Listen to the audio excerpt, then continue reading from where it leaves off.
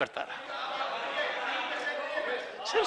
Already ये मेरा है, ये I am the author, don't bother. और एक बात जो मैंने कही और ऑथेंटिकेशन के लिए क्यों कही, ये संस्कृति नहीं हो सकती कि न खाता न बही मैं कहूं सो सही, ये नहीं हो सकता।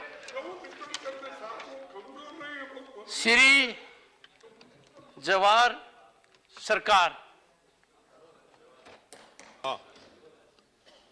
Mr. Chairman, sir, thank you very much for giving me the honor of speaking on the President's address. The President's address is mooted on one concept of Amrit Kal, we have noticed. So I would like to know from you, sir, and from our other friends, what is this Amrit Kal? Amrit Kal hai kya? Have we crossed Achhe Din? Have we crossed Achhe Din? Or are we still to reach Achhe Din? Year after year, sir, these terms are invented. These terms are invented like Amrit Kal, Azadi ke Mahotsav, Amrit Mahotsav.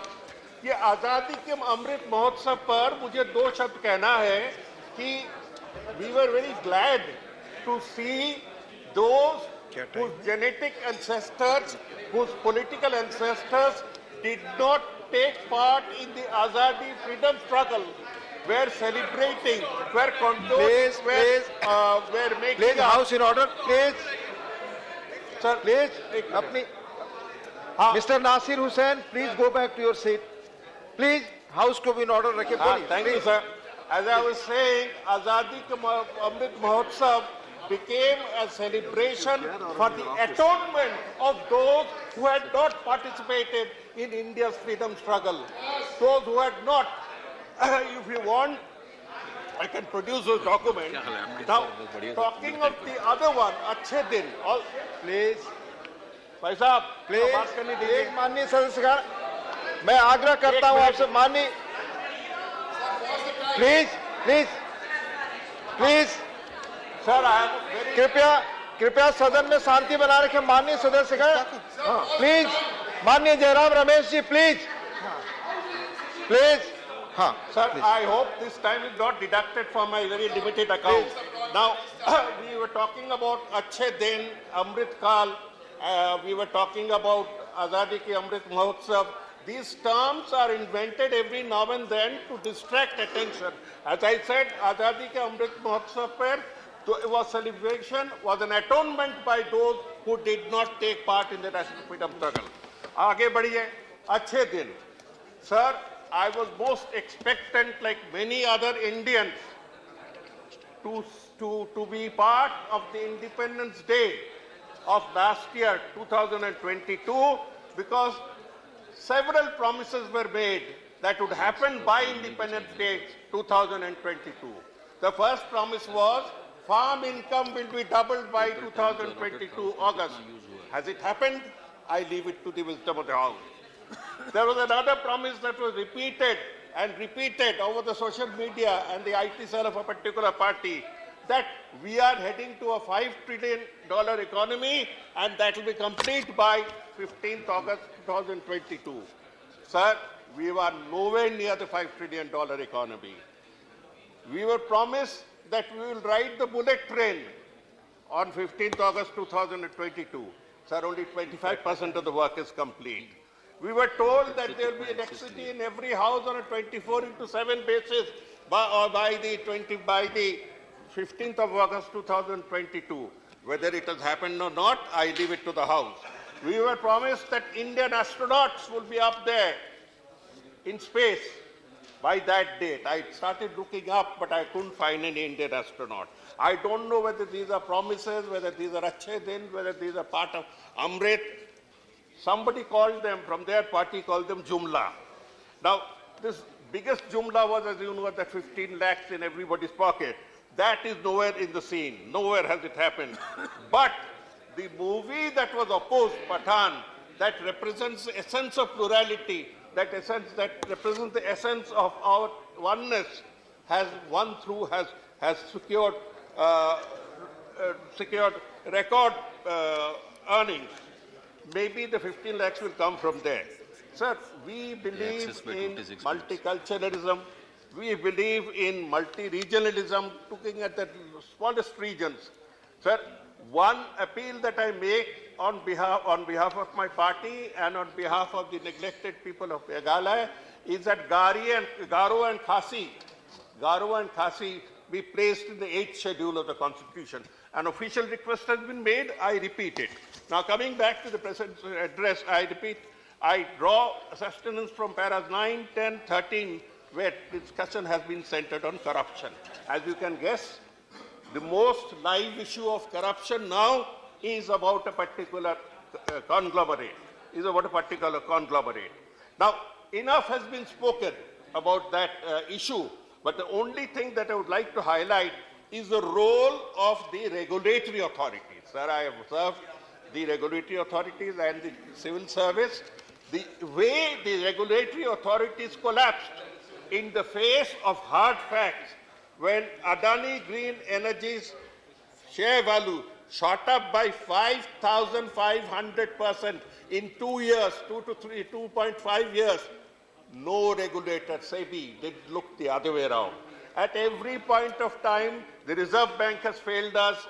At every point of time during this economic scam, the DRI has failed us. Of course, DRI did take some steps, to be correct, but certainly not consummate with the steps that should have been taken.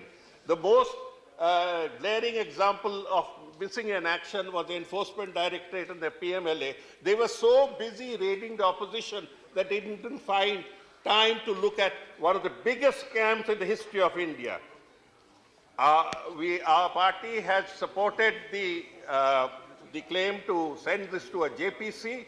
There is no point in discussing it in the House, but we would go one step higher, sir, and we should place forward a demand for a Supreme Court monitored inquiry. A Supreme Court monitored inquiry, time-bound, will be perhaps even a stronger way of ensuring that we are taken seriously. The whole House is taken seriously.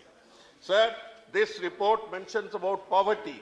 But poverty, what poverty are you talking about? I mean, I'm unable to understand. Because the entire basis is a report, that is a consumer expenditure survey that was done last in 2011-12, before this government came, 11 years ago. In the last 11 years, or rather 9 years of this government, they did not undertake any consumer expenditure survey. One report that came out in 17-18, they took it off the website because it showed an uncharitable picture of this government. We repeat that the final consumer expenditure survey that is finally happening should be put out in the public domain as soon as possible, so we know whether India's poor constitute 8 crores or more. Sir, the Prime Minister and others have said with a lot of pride that we have been giving free food to 81 crores. 81 crores Hindustanis are lining up for free food grades, and nobody can remove it now. Does it mean that 81 crores out of 240 crores are poor? You revise your lines of poverty. You revise your norms of poverty.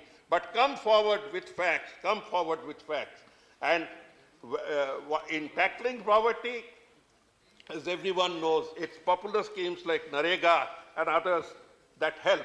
But Narega has been slashed from 111 crores to 89 crores last year, and to 60 crores. And out of this, West Bengal has been selected out maliciously for complete stoppage of Narega. You should come to Bengal to see how welfare schemes are conducted. Without the success of such schemes, we could not have resisted the massive onslaught that was thrown at us in 2021. With all the power of state and all the wealth that was possible, the people of Bengal rejected it with a 48% majority because of welfare schemes. Do take the trouble to come to Bengal for learning how to conduct welfare schemes. So one point I would like to draw the attention of my friends on both sides, that is very soon we'll move to Parliament House, a new Parliament building. Not 1 minute's discussion has been held with the users of Parliament. I have some insight because for the last 1.5 years I have been pursuing it with the minister concerned who gives minister-type answers. Not one consultation has been held. We do not know what facilities are there. I inquired, they said, no, we don't have State Bank. Aapko State Bank ya banking ke liye baar whose building says building karna hai. This space has been utilized for grand halls far beyond our requirement in the near future. And I see a plan behind these large halls. And you know that, sir. As it is, 50% of the members are outside in the lobby and doing their other important thing. So when the camera pans at this house, it looks half empty as it is even now. But if the hall is made 1.5 times more, the TV camera will show that the honorable MPs do not take the house seriously. It is part of the narrative that Parliament is not required. Parliament has to be belittled. And in one state, assembly, I'm talking of the state of Gujarat, assembly sittings were reduced to 29 days in a year. Our is some similar grand plan of belittling the legislature also on in the national Parliament. Secondly, sir, why did we talk of consultation? It is not only facility. Look at the building. Look at the grandeur of this building. That has lotuses, that has all Indian symbols all around. And you see that triangular buildings store. You won't get the same gravitas. You won't get the same splendor. There is, at every point of time, an aesthetics has been cast upon us that will be, the aesthetic will remain as a permanent memory of poor art. And this has been done by an architect specially chosen from Gujarat, who's taking 250 crores. 250 crores for advising on a completely unaesthetic building. We come to health, sir, because that is another point that has been repeatedly mentioned. Ayushman Bharat has saved 80,000 crores. I have gone through the entire health expenditure budget and find this is almost 100% of the budget. Where do they give these figures from? Where do they obtain? If the officers are misleading them, then let them question, where do you get such figures? You talk of 9,000 Jan Kendras. Sir, one Kendra for 155 lakh people. And you are mentioning that proudly in your report. 155 lakh people will go to one store. Sir, is par dimag lagaiye, koi na koi dimag conclude now. Sir, 1 minute more, because 1 minute Please more only. The total is, our health expenditure total is just 3.6% of the GDP. I couldn't help mentioning. And the Western world has 12 to 19%. China has 5.5%. Mexico has 6%. And we are half. We should hang our heads in collective shame that we have not been able to look after the health sector the way we should have looked after it. So I thank you for the time given. Thank you, Manya Jawahar Sarkar ji. Honorable N.R. Elango, please. Honorable Deputy Chairman, I thank you for the opportunity given to me to speak on the Honorable President's address. Sir, the special address of the Honorable President is to inform the Parliament of the causes of the summons as per Article 87 of the Constitution of India. It is always expected to inform the Parliament that the causes of the summons, namely what the government was doing the last year and what it is going to do the next year. But I could see from the presidential address that what they were doing for the all 9 years and what is that they are visualizing for the next 25 years has been given, but not the causes of summons has been addressed in the presidential address. Sir, great Thiruvallur said, Yeppurul ettanmayadu aginum, appurul meipurul kaanpadu arivu, which means the mark of wisdom is to see the reality behind everything. With that vision, when I saw the presidential address, I want to make some mention about 3 or 4 points.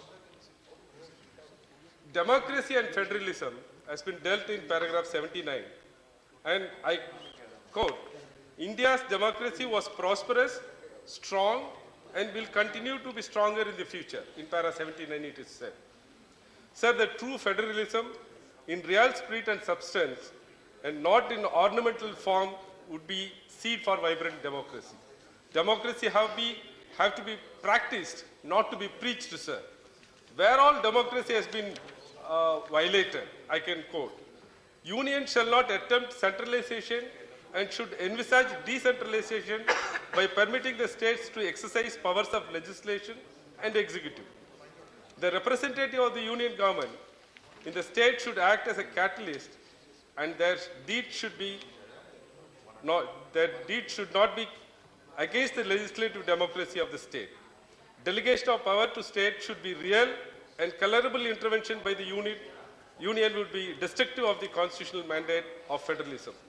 However, states' contribution to the development in various fields should be recognized and appreciated by the union for the sustained cooperation and federalism between the union and states. Sir, for instance, Tamil Nadu government, Legislative Assembly passed a bill on NEET, and it was sent to the assent of the President.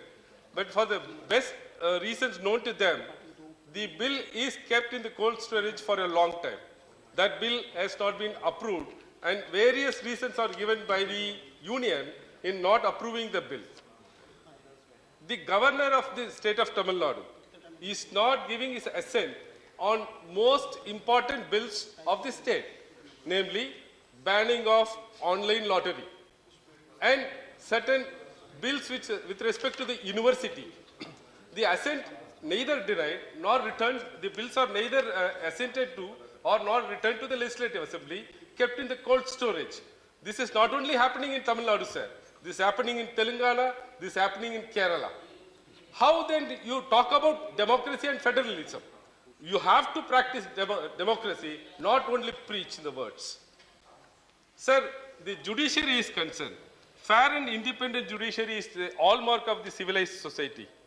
And it's common knowledge that the law declared by the Honorable Supreme Court is the law of the land under Article 141 of the Constitution. Sir, Article 50 is given a complete go-by, and we are in the recent past hearing the highly placed executives are making certain remarks against the collegium system and the basic structure propounded by the Supreme Court. In fact, the basic structure is not propounded by the Supreme Court in Kesavananda Bharati. The basic structure is inbuilt in the Constitution. And making some observations about the judgments of the Supreme Court, we have to respect the judiciary, and that is not being done.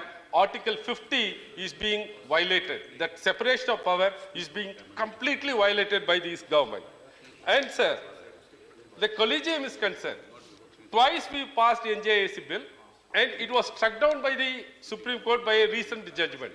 If you have any objection to those judgments, you have to pass a new bill which can be acceptable by the Supreme Court. But making comments on the collegium system is not good for the democracy. And we are also seeing that there is cherry picking in the appointment of judges. Collegium is recommending few names, and union government is cherry picking few names and passing the orders and keeping the other names under the cold storage without assigning any reason and without any authority to do that. This is very unacceptable in the democracy, sir. This have to be replied by the government. Sir, one more affront to the democracy is all these schemes by the union government are named in Hindi. We are not able to understand the name or the intention behind the schemes. With all this, I say the union government is not practicing the democracy. They are not governing with the democracy.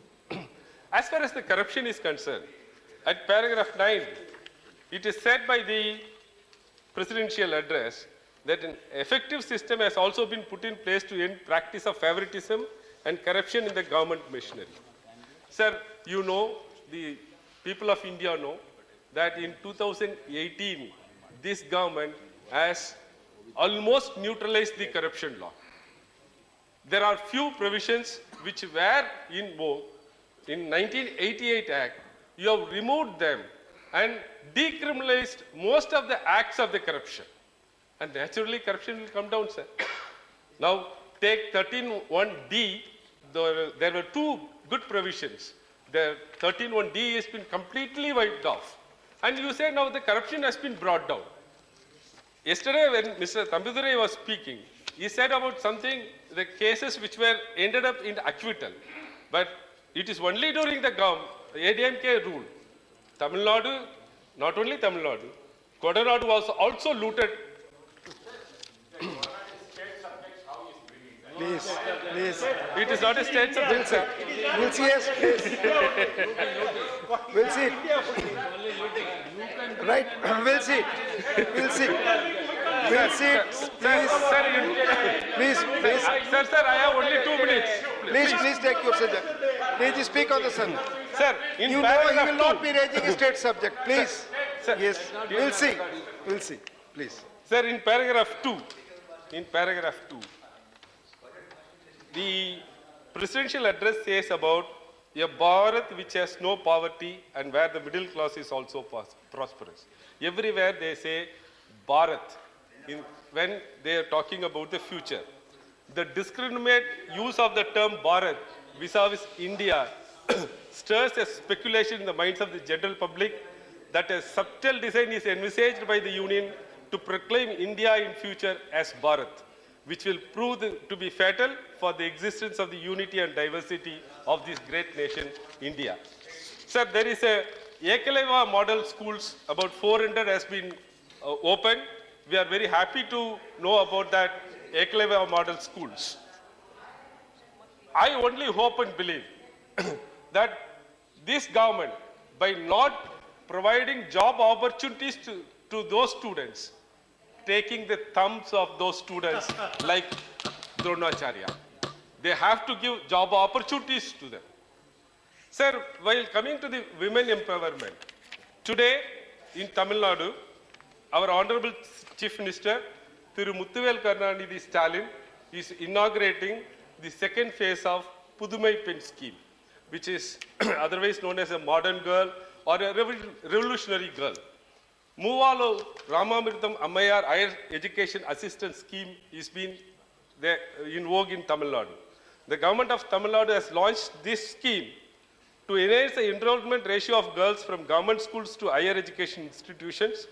Through this scheme, the financial assistance of 100,000 rupees per month will be provided to the girls till their completion of UG degree, diploma, ITA or any other recognized course. This incentive amount under this scheme will be dispersed directly into their students' account. This is called Dravidian model, which is better than any other model, sir. Such a socially progressive schemes have not been introduced by the Union for the better and prosperous life of the girl children. 1 more minute, sir. Sir, as far as the observations of Prakash Javadekar yesterday, that the artifacts which are available in the other countries will be brought back to the India. I have a request to the government that a detailed report on Kiradi excavations has been submitted to the ASI on 30th of January 23. One more minute, please, Mr. Amarnath. I request the government to publish and make it a public document, sir. Thank you. Thank you. Thank you. Manya Sanjay Singh, absent. Manya Manas Ranjan Mangraj. Manya Niranjan VC ji, please.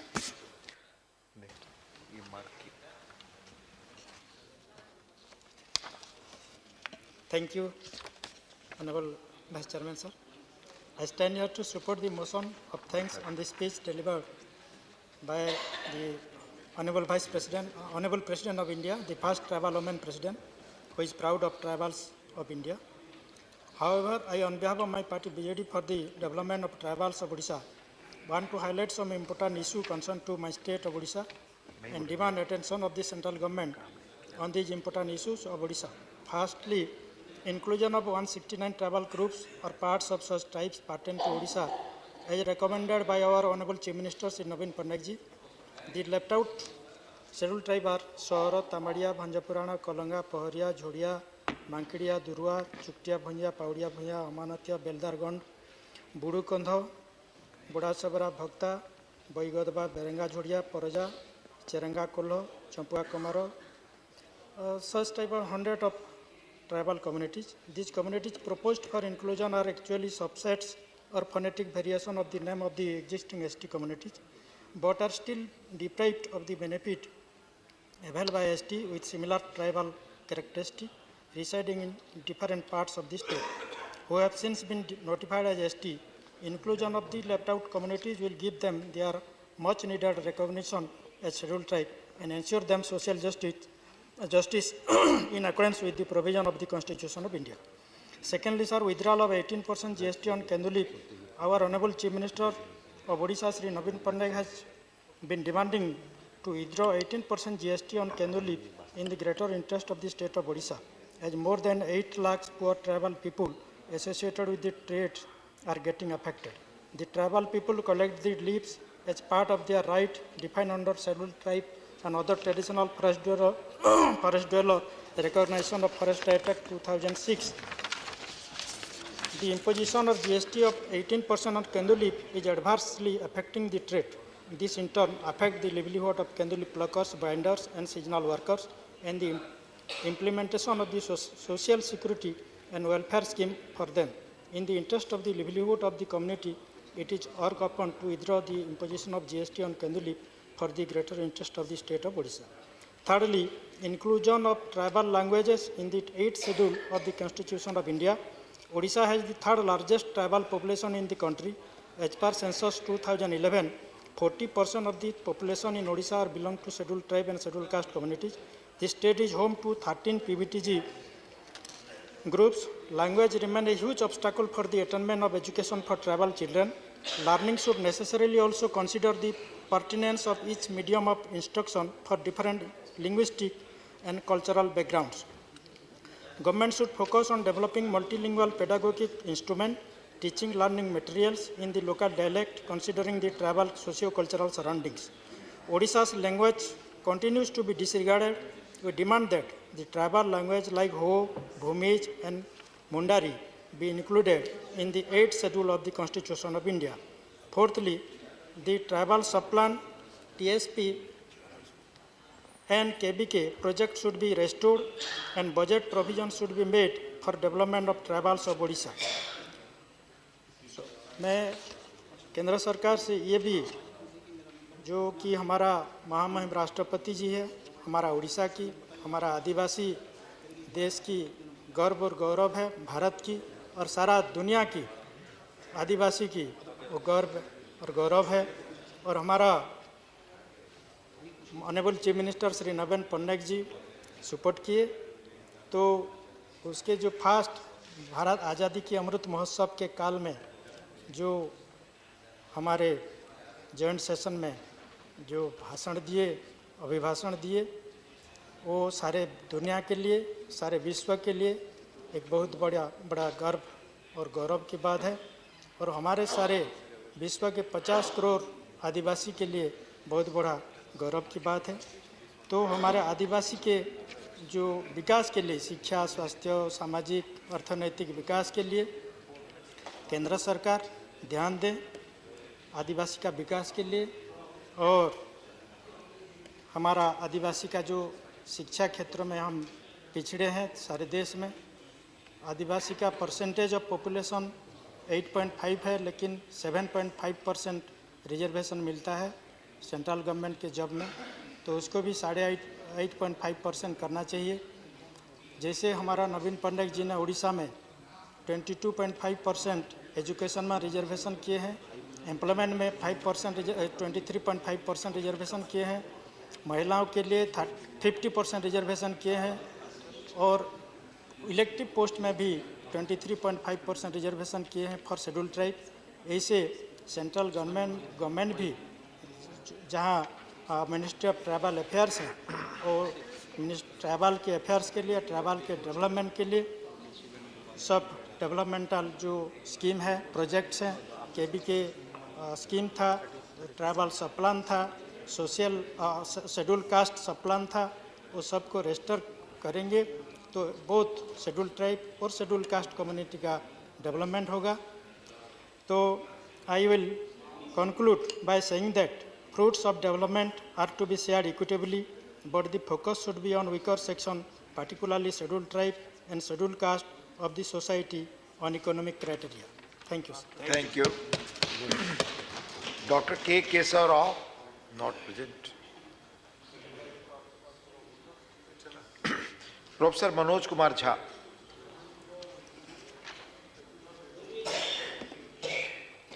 शुक्रिया sir, शुक्रिया उपसभापति महोदय। जया जी हैं यहाँ। Please please. नहीं, एक संदर्भ था इसलिए आप ही से कह रहा हूँ सर कि एक फिल्म थी कभी कभी, उसमें एक शाहिर की बड़ी अच्छी लाइन थी, कभी कभी मेरे दिल में एक ख्याल आता है। तो बाकी जो आगे है वो नहीं कहूँगा क्योंकि संदर्भ दूसरा है, लेकिन कभी कभी मेरे एक दिल में एक ख्याल आता है कि राजनीतिक जिंदगी में अगर हमारी महामहिम राष्ट्रपति खुद से अपना स्पीच लिखने लगे, अभिभाषण, तो शायद ये स्तुति गान ना होता जो इतने पन्नों का मिला है। अब ये कब होगा सर? ये हमेशा से होता रहा होगा, लेकिन कई चीजें जो हमेशा से होती रही हैं वो अच्छी हो ये आवश्यक नहीं है। क्यों सर? क्योंकि जमीन की हकीकत और अभिभाषण के तथ्य मेल नहीं खाते हैं सर, और ये चिंता का विषय है। मसलन मैं शुरुआत करूं एक छोटी सी चीज से। पैरा 2 कहता है स्थिर सरकार। अरे समाज अस्थिर है तो स्थिर सरकार का क्या करें? उस ऑर्केस्ट्रा में जाकर के हम भी गाना गाएं। समाज में अस्थिरता के लक्षण जहां चले जाइए, क्षेत्रीय आधार पर, धर्म के आधार पर, जातिगत विषमता के आधार पर इतनी अस्थिरता है और हम स्थिर सरकार का महिमा मंडन करें। सर, स्थिर सरकार वो होती है जो समाज में अस्थिरता पैदा ना होने दे। यहां उल्टा मामला है, ये चिंता का विषय है। इसकी अभिव्यक्ति माननीय राष्ट्रपति महोदया के अभिभाषण में नहीं होती है। सर, 370 का जिक्र आया। 370 के जिक्र को मैं, धन्यवाद सभापति महोदय, 370 के जिक्र को मैं थोड़ा चाहता हूं कि एक व्यापक कैनवास पे लें। आजकल ऑथेंटिकेशन की बहुत बात होती है सर, मैं पूरी की पूरी किताब लेके आया हूं। कश्मीर आफ्टर 370 अनुराधा भसीन जी ने लिखी है, कश्मीर टाइम्स की एडिटर रही हैं। सर, लगातार खबरें आ रही हैं, आप कहते हैं कि नॉर्मैलिसी है।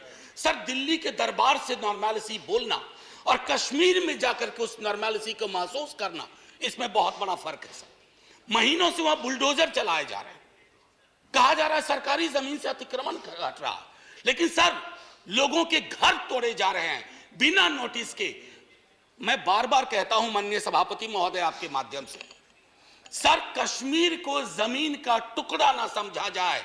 जिंदा लोग बसते हैं, जब तक कश्मीरियों का दिल नहीं जीतोगे, कश्मीर का दिल कभी नहीं जीत पाओगे, चाहे आप लाख कोशिश कर लें। सर, भ्रष्टाचार के बारे में भी कहा गया, तो सर मैं तो सोच के आया था कि ऐसी कोई बात ही नहीं बोलूंगा। अचानक आपको देखा और आप आए, बीच में प्रवेश की, एक कहानी याद आई। एक राजा को तोतों का बड़ा शौक था, कारोबारी तोते रखते थे राजा साहब, तोते का बड़ा शौक था। नहीं, आप बताइए, मुझे देखते ही आपको भ्रष्टाचार की क्यों याद आ गई? नहीं सर, भ्रष्टाचार की नहीं, राजा की याद आ गई। इसको क्लैरिफाई कीजिए। सर, राजा की याद आई। We have a distinguished member here from the same fraternity. Sir Raja की याद आई। सर तो कई तोते थे उसके पास, लेकिन अचानक उसका स्नेह एक खास तोते के लिए काफी हो गया। गौतमी प्रवृत्ति का तोता था, तो सबको चांदी और स्टील की कटोरी मिली, उस तोते को कनक कटोरी मिली। और तोते से राजा सलाह बहुत लिया करते थे, और तोता सलाह भी देता था, भूत भी ठीक करता था, भविष्य की बात भी करता था। एक दिन उस तोते के बारे में कोई अनुसंधान आ गया पड़ोस से। उस अनुसंधान के बाद तोता थोड़ा बीमार रहने लगा। अब उस बीमार तोते की वजह से राजा ने भी खाना पीना छोड़ दिया। लेकिन उस तोते का एक और भाई था जो विनोदी स्वभाव का था। अब उसने फूल नाम की एक कंपनी और एक हाँ बैंक हुआ करता था। हाँ बैंक के 48,000 करोड़ उस तोते ने 1303 करोड़ में केमन आइलैंड पे दे दिया। ये प्राचीन काल की बात है। तो तोता और राजा की कहानी में पिक्चर अभी बाकी है, शेष अगले अंक में संभवतः बजट में। राष्ट्रपति के अभिभाषण पर विशुद्ध राजनीतिकरण होता है, राजनीतिकरण होनी भी चाहिए। लेकिन सर 2018 से लेकर अब तक जब अभिभाषण में आप कंटेंट एनालिसिस करो तो 43 बार 2014 का जिक्र होता है। सर इतना तो 1947 का जिक्र नहीं होता जब हम आजाद हुए थे। 2014 ये कौन से इतिहास की समझ विकसित कर रहे हैं कि 2014 से पूर्व इस देश में अंधेरा था और 24 में अगर कुछ और हो गया तो देश में सन्नाटा हो जाएगा। सर शून्य और सन्नाटे के बीच में सर मैं माननीय सभापति महोदय, टॉलरेंस 1952 में बाबू राजेंद्र प्रसाद एक बड़ा दिलचस्प किस्सा है कि 2014 की खासियत क्या है। I was elected to parliament in 89। तो एक second, let's be little decorous. हाँ, be little decorous. These snipe swords should not be there. They don't give any dignity to anyone in the house. So we started a decade in 90s. So we used to have MPs, ex-MPs. But there was a new breed during 90s, ex-MPs, AXED. They couldn't complete their term. 9th Lok Sabha, I was there. Then thereafter we had that situation when we had Indra Kumar Gujral ji, S.D. Devgowda ji, and also Atal Bihari Vajpayee ji for 2 terms.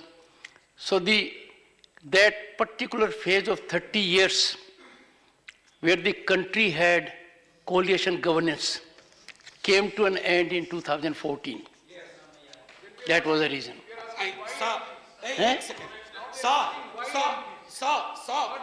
Jairam ji. Achha, I said AXED. Sir, माननीय सभापति महोदय, मेरे वक्त वैसे भी हम लोगों का अच्छा वक्त नहीं चल रहा है, तो मेरे वक्त में 2 मिनट का इजाफा कर दीजिएगा। एक स्पीकर हमारे और होंगे, संभव उनका कट जाएगा। सर प्लीज, मैं क्यों कह रहा था आप मेरे भावार्थ को नहीं समझे। 2014 सर इतिहास बोध 2014 से नहीं होगा। फिर क्या कहेंगे 47 में हम पहली आजादी की वर्षगांठ हमने 48 में मनाई थी सर, तब तक बापू को खो चुके थे। हाँ, आज 75वें वर्ष में इस तथाकथित अमृतकाल में मैं ये देख रहा हूं कि गांधी की हत्या करने वालों का महिमा मंडन हो जाता है। ये भी है, ये है। इसके लिए 2014 चिंता का विषय था और कोई नहीं। प्रधानमंत्री डेमोक्रेटिकली इलेक्टेड हुए, कौन विरोध करेगा। लेकिन डेमोक्रेसी में कई एनोमलीज आ रही हैं, विसंगतियां आ रही हैं, उनका जिक्र ना करूं तो पार्लियामेंट फिर किस बात की। सर राजेंद्र बाबू तक टॉलरेंस की बड़ी बात हुई, उनसे लेकर के सहिष्णुता की बात हुई। अब सहिष्णुता शब्द गायब है अभिभाषण से। क्या नहीं चाहिए हमें सहिष्णुता? क्या हम नहीं देख रहे हैं कि हमारे समाज में कटीली दीवारें लगाई जा रही है, कौमों के बीच में बुलडोजर प्रतीक बनता जा रहा उत्पीड़न का, माइनॉरिटी राइट्स के हनन का। ऐसे दौर में सर, ऐसे दौर में टॉलरेंस शब्द का बार बार उठान होना, बयान होना यह आवश्यक था। टॉलरेंस शब्द को दूर करके you are appearing basically as an intolerant government which is not in the grain of Indian democracy. Agniveer का जिक्र हुआ सर। अग्निवीर कभी युवाओं से पूछिए कि पूरी जिंदगी जो तुम ये तैयारी कर रहे हो सिर्फ 4 वर्ष के लिए। सर हम सब, मैं नौकरी में हूं सर, मैं नौकरी में हूं, इसलिए सामाजिक सुरक्षा पेंशन की गारंटी है सर, गारंटी है। ये कौन सा निजाम कर रहे हैं सर इस देश में। मैं जिक्र नहीं करना चाहता हूं कि ये क्या है। ये तो लॉलीपॉप भी नहीं है, ये जहरीला फल है जो समाज में है। कभी उन युवाओं से पूछिएगा कि उनको ये 4 वर्ष वाले आइडिया का वो क्या सोचते हैं। सर लगातार फॉरेन पॉलिसी पर भी मैं देख रहा हूं अभिभाषण चुप सा होता जा रहा है। फॉरेन पॉलिसी पर बात नहीं होती। सेना की सुप्रीम कमांडर है हमारी राष्ट्रपति जी। सेना के सुप्रीम कमांडर को क्या यह अंदेशा नहीं है कि चाइना के बॉर्डर पर हालात उचित नहीं है। मैं माननीय रक्षा मंत्री के बयानों को सुनता हूं तो चिंता होती है, लेकिन डिनायल है, डिनायल है सरकार की तरफ से। एक पड़ोसी के लिए तो लाल आंख निकाल देते हैं, दूसरे पड़ोसी के नाम पर आप चुप हो जाते हैं। Honorable member, security is a very sensitive subject, and you are a professor. We expect such a subject to be taken up very seriously, Sir, and let it not be Sir, usual discourse. Go ahead. Sir, I am a student of political science and history. In 1962, when India was at war with China, we had debated that in this parliament. Sir, national security, definition of national security is not the core prerogative of the ruling party. We are equally concerned.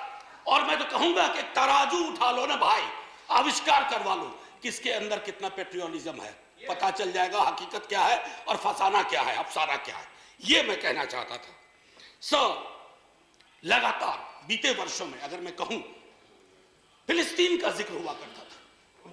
हमारे सारे president Vajpayee ji के time तक फिलिस्तीन पे चुप हो गए। काहे को? क्या वजह है? क्या हम अपनी विदेश नीति में ये ताकत नहीं पैदा कर सकते कि oppressed community anywhere is or will shall have our concern? कितना बदल गए हम सर। मैं जानता हूं हिंदुस्तान के नजरिए से देखिए, लेकिन हिंदुस्तान की नजर मत बदलवाइए। जो 47 में नींव रखी थी गई थी, उस नींव को मत हिलाइए। उस नींव को हिला दीजिएगा तो पार्लियामेंट की बिल्डिंग भी ढा ढा के गिर जाएगी। ये चिंता का विषय है सर। जुडिशियरी, उसके बारे में भी जिक्र था। जुडिशियरी पर आजकल मैं देख रहा हूं 2 चम्मच सुबह 2 चम्मच शाम के हिसाब से बयान आते रहते हैं सरकार की ओर से। साहब, हम सब जानते हैं कि जुडिशियरी में रिप्रेजेंटेशन होना चाहिए। हमारा दल, राष्ट्रीय जनता दल और हमारे नेता लगातार कहते रहे कि वंचित समाज, SC, ST, OBC का जब तक प्रतिनिधित्व नहीं होगा, न्यायपालिका और न्यायालय दूर रहेंगे हमसे। लेकिन सर, मामला बेसिक स्ट्रक्चर पर आ गया और बयान ऐसे आ रहे हैं जिनको न मौलिक की समझ न संरचना की समझ। बेसिक स्ट्रक्चर पर मैं तो और किसी को नहीं कहूंगा, आप आडवाणी जी को देख लीजिए, उनको पढ़ लीजिए, पता चल जाएगा। माननीय प्रेसिडेंट साहिबा के बयान में जातिगत बहुत बातें हुई, SC, ST, OBC। सर, पूरे देश में एक लहर चल रही है जातिगत जनगणना की। आपके भी लोग अब बोलने लगे हैं, सत्ता पक्ष के। सर, मैं 12वें मिनट पे खत्म कर दूंगा, हालांकि 2 मिनट आपको जोड़ना भी था सर, माफी के साथ। मैं सिर्फ ये कहना चाहूंगा सर कि जातिगत जनगणना के लिए सरकार, आपका कोई नुकसान नहीं होगा। मैं आपको यकीन दिलाता हूं, थोड़ा फायदा होगा। हकीकत देखिए कौन कहां खड़ा है, इसलिए बिहार में हम सर्वेक्षण करवा रहे हैं। प्रेरणा लीजिए ताकि जिनका हक, जो वंचित रहे हैं, अब ब्लास्ट फ्रॉम द पास्ट अक्सर आता है, नाम बदलो, नाम बदलो। डेली पार्लियामेंट के बाहर कोई पूछता है, आज वो फलाना का नाम बदल रहा है। मैंने कहा, यार पीस मिल में क्यों करते हो, खुदरा खुदरा कर रहे हो, थोक में करो, थोक में करो। अभी मंत्रिमंडल का विस्तार शायद होगा, एक मंत्रिमंडल बनाओ, नाम बदलो मंत्रालय, एक साथ बैठ करके एक बार में हिसाब कर दो। अरे साहब, नाम बदलने से इतिहास बदलता ना, तो नाम बदलने वाले खुद बदल गए, इतिहास नहीं बदला। हड़प्पा की सभ्यता से लेकर जो कुछ आज तक हुआ इस मुल्क में, वो हमारी धमनियों में है, किसी को कमतर मत दिखाइए। और रही बात मुगलों की, आपके अंदर तो एक बहुत बड़ा मुगल है, वो भी बिल्डिंग बनाने का शौकीन था, अभी बहुत शौकीन है। खैर, एनीवे सर, मैं आखिरी टिप्पणी ये करूंगा आपके समक्ष सर, बिना नाम बताए बता रहा हूं। हम सबल केंद्र चाहते हैं, लेकिन केंद्र की सबलता संविधान से आती है, किसी दल के सत्ता पर एक अधिकार से नहीं आती। यदि केंद्र का व्यवहार न्यायपूर्ण नहीं रहा, यदि दलगत आधार पर प्रदेशों के साथ भेदभाव या पक्षपात किया गया, तो प्रदेशों में केंद्र विरोधी भावनाएं जन्म लेंगी। मैं नहीं सर, अटल जी 74 का भाषण। बस सर, आखिरी, कुछ मित्रों ने इसे अनावश्यक कर्मकांड, यानी इस बहस को कर्मकांड का, मुझे तो यह सारा दृश्य प्रहसन सा प्रतीत होता है। राष्ट्रपति का अभिभाषण ही नहीं, इस पर होने वाली यह चर्चा करने वाला यह सदन, यह संसद कुछ अर्थों में बेमानी, व्यर्थ, जनजीवन से कटा हुआ। मैं नहीं, अटल जी, ये हमारे लिए आईना होना चाहिए। सर, आखिरी सर, एक जय हिंद तो बोलने दीजिए सर, जय हिंद बोल देने दीजिए, 2 मिनट मेरा जोड़ना भी है आपको। सर, मैं सिर्फ ये कहूंगा, जय हिंद बोलने से पहले सर, ये अवसर होते हैं सदन में जितने लोग हैं, मैं सबका शुक्रिया अदा करता हूं, लेकिन लोकतंत्र नहीं बचेगा ना सर, तो सिर्फ अगर तंत्र बच गया तो कुछ बचेगा नहीं। जय हिंद सर, शुक्रिया बहुत बहुत। और आपके मन में कभी कभी ख्याल आता है, वो बाकी चेंबर में बताइए। जी sir. Shri Vikas Ranjan Bhattacharya. Good Chairman, sir, for giving me this opportunity to deliberate on the speeches of the Honorable President of India. I offer my thanks to the Honorable President of India, but I really cannot offer any thanks or give any credence to the speeches which he has made. If you kindly go through the entire speech and in line between, you will find this is not the speech which reflects the Indian constitutional ethos or constitutional morality. It really reflects the idea of Hinduism. It reflects the basic idea of BJP, who wants to really establish a Hindu Rashtra following the RSS guideline without implementing the Indian constitutional goal. This is based on misrepresentation of ideas and facts. You see, it is said that the Rajpath is now Kartabya Path because Rajpath is the symbol of colonialism. I don't know where from do they get this fact. During the colonial period, it was King's Way and Queen's Way. That had been changed to Janapath and Rajpath. Raj is not a colonial word. The Raj is a concept which is available in Indian cultural history. Now, you want to take a false credit and try to pose as anti-colonial, though your history to fight the colonial government is very poor. Now again you find throughout this speech there are references of many scholars, but unfortunately we being the country of multicultural heritage, we have the heritage of different ideas, but this speech only contains the ideas of Hindu leaders, Hindu seers. What do you mean to communicate? Do you want to keep the country united on the constitutional principle? Or your intention is to divide the country on the religious line, which is the practice now being followed by the government, unfortunately. You see, you have a false claim.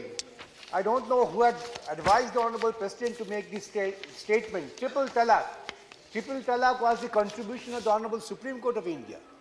Honorable Supreme Court of India had declared this unconstitutional. The government doesn't have any credit to this. They were bound to make a law after the declaration of the law made by the Honorable Supreme Court. But here it is said the government has the credit of abrogation of Article 370 to Triple Talaq.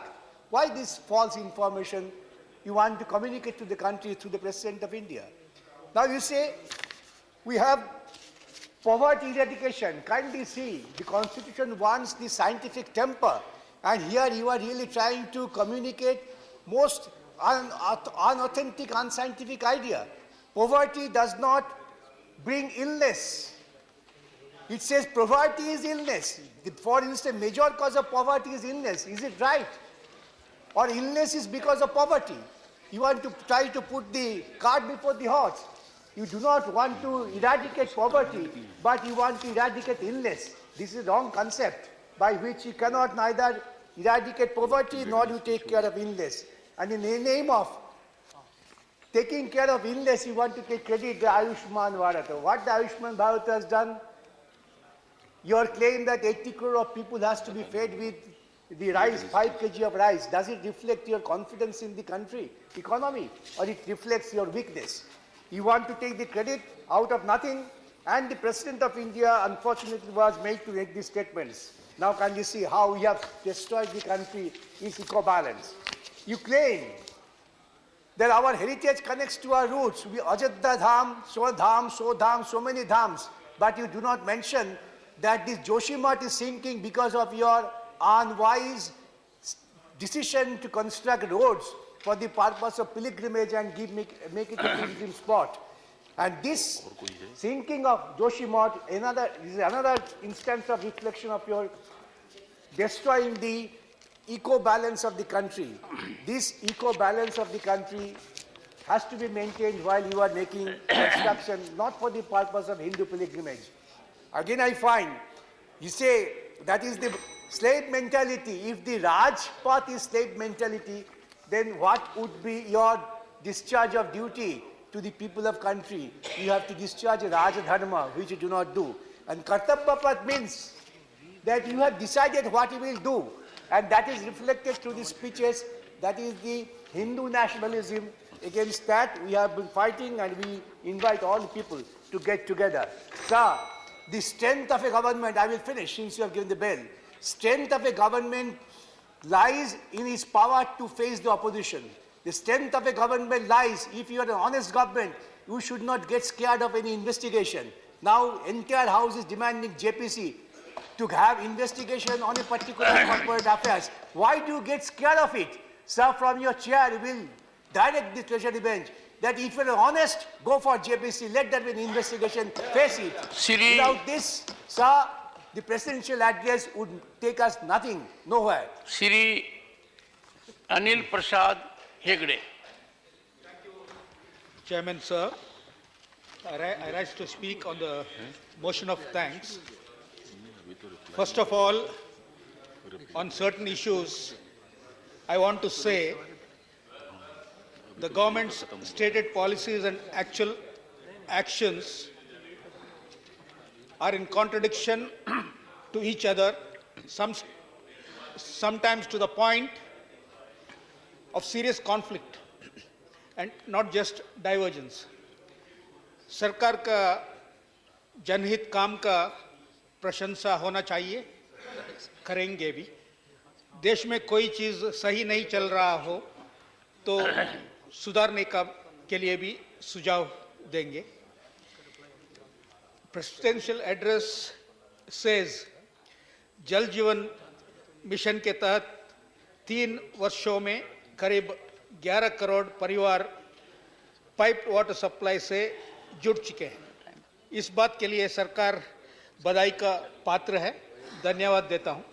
वैसे 2015 में बिहार में माननीय मुख्यमंत्री नीतीश कुमार जी का नेतृत्व में जो महागठबंधन की सरकार आया था, उस समय जो 7 निश्चय कार्यक्रम के अंतर्गत हर घर नल के जल के योजना बिहार में 2015 में जो लागू हुआ, इस योजना को आदरणीय प्रधानमंत्री जी ने राष्ट्र स्तर पर एडॉप्ट किए। ये प्रशंसनीय बात है, लेकिन कुछ चीज में विरोधाभास है। राष्ट्रपति अभिभाषण में बताया गया कि मेरी सरकार के प्रयासों से खादी की बिक्री भी 4 गुना बढ़ी है।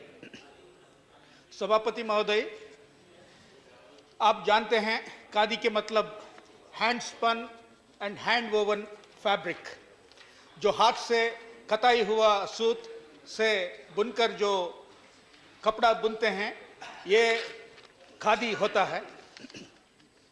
देश में सभापति महोदय 5 स्लाइवर सरकार का 5 स्लाइवर प्लांट्स है। एक बिहार के हाजीपुर में है, एक यूपी के रायबरेली में है, एक मध्य प्रदेश के शोर में है, एक कर्नाटक का चित्रदुर्गा में है, एक केरल का त्रिशूर में है। केवीआईसी के अनुसार जो भी पूनी और टेप्स जो सूत बनाने के लिए जो कताई करने के लिए इसी स्लाइवर पैंट्स से खरीदने का जरूरी है। यहाँ पर ओपन मार्केट से ये ज़्यादा महंगा है सर। खतिन बुनकर और इन लोगों को काम देने वाले स्थानीय संस्थाएं जो है, ये 3 से कोई एक नहीं होने से खादी कपड़ा नहीं बन सकता है। देश भर में कई प्रदेशों में यह 3 लोगों का हालत बहुत ही खराब है। खतिन लोगों को एक गुंडी कताई करने के लिए 7.5 रुपए दिया जाता है। मेरे विंटर सेशन में मेरा स्टार्ट क्वेश्चन के लिए सरकार ने का उत्तर में ये बात को माना है और खताई के लिए खतिन को एक दिन में 10 से 12 गुंडी दिया जाता है और इसके मतलब अधिकतम 75 रुपए से 90 रुपए आमदनी है। लेकिन साल में अधिकांश खतिनों को मुश्किल से 100 से 150 दिन ही काम मिलता है। बुनकर का आमदनी भी न्यूनतम वेतन से कम है। इसके मतलब देश में अधिकांश खतिनों का आमदनी एक दिन में 40 रुपए से कम है। अधिकांश खादी संस्थाओं के पास पूनी और टेप्स खरीदने के लिए पैसा नहीं है, वर्किंग कैपिटल नहीं है। दिन प्रतिदिन खतिन और बुनकर का संख्या कम होते जा रहा है। जब खतिन और बुनकर कम होते जा रहे हैं, मुझे समझ में नहीं आ रहा है कि प्रोडक्शन 4 गुना कैसे बढ़ा है। ऐसे हालत में 2-4 साल में के बाद खतिन और बुनकर दोनों नहीं रहेंगे, तब खादी कपड़ा किस चीज के लिए हम कहेंगे? In the near future, when spinners and weavers shall not be available, they'll not be left. What fabric shall we call khadi? दूसरी बात यह है कि केवीआईसी द्वारा एमएमडीए जो संशोधित बिक्री विपणन सहायता जो दिया जाता है, अधिकांश देश के अधिकांश जगह पे खतिन बुनकर और खादी संस्थाओं को जनवरी 2022 से दिसंबर 2022 तक नहीं मिला है। Sir, as I said earlier, the government's stated policies and actual actions are in contradiction to each other. To illustrate my points, I want to give one more example. Sir, the President's address says, आज भारत में प्रगति के साथ ही प्रकृति का भी संरक्षण करने वाली सरकार है। Sir, while the government is talking about promotion of organic and natural farming on the one hand, and has indeed set aside funds too, like never before, it has also approved genetically modified mustard, which is herbicide tolerant. So whatever clever packaging the government might want to give to GM, genetically modified mustard, by denying that it is herbicide tolerant crop, the reality is that if farmers spray glufosinate on this GM mustard crop, it will tolerate the deadly chemical. Sir, this will increase toxic chemical usage in our farms, and residues will increase in our food. This will affect lives and livelihoods of farmers, agricultural workers, beekeepers, honey exporters, as well as organic farmers. Sir, in the year 2009, when the then government gave approval to the BT brinjal, my party's Chief Minister, Mr. Nitish Kumar, realizing the environmental damage it is going to cause, and also it is going to contaminate the desi seeds, he wrote to, my Chief Minister Nitish Kumar wrote to the then Environment Minister Jairam Ramesh. Sir, I congratulate Mr. Jairam Ramesh that, listening to the opposition, immediately he held 7 public hearings in different parts of the country, and when he also realized the harm on that tomorrow, incidentally tomorrow being 9th February, on the 9th of February 2010, Jairam Ramesh ordered a moratorium on this. He listened to the opposition, sir. So the government has also not banned many bannable deadly pesticides in the country. It was way back in 2020 that the Registration Committee under the Insecticides Act 1968 recommended that 27 very hazardous pesticides be banned in India. There has been no action so far on these and other deadly chemicals. With each passing day of inaction, our environment and food chain is unnecessarily being subjected to hazards of these chemicals, while such pesticides are also causing acute poisoning and other toxicity to citizens. Sir, chemically propped up food fortification schemes are receiving massive support and promotion.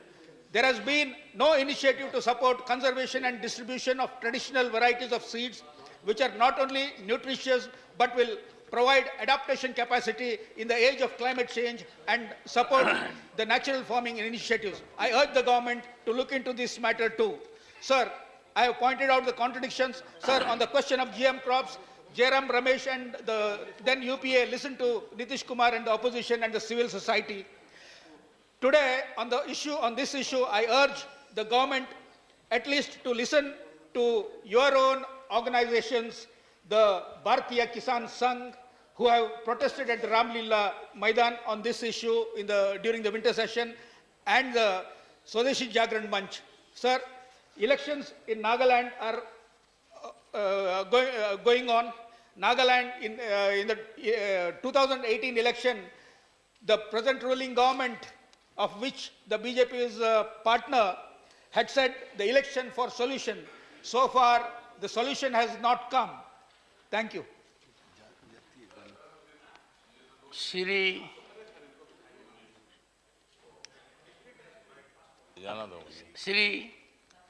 Ghulam Ali maiden speech.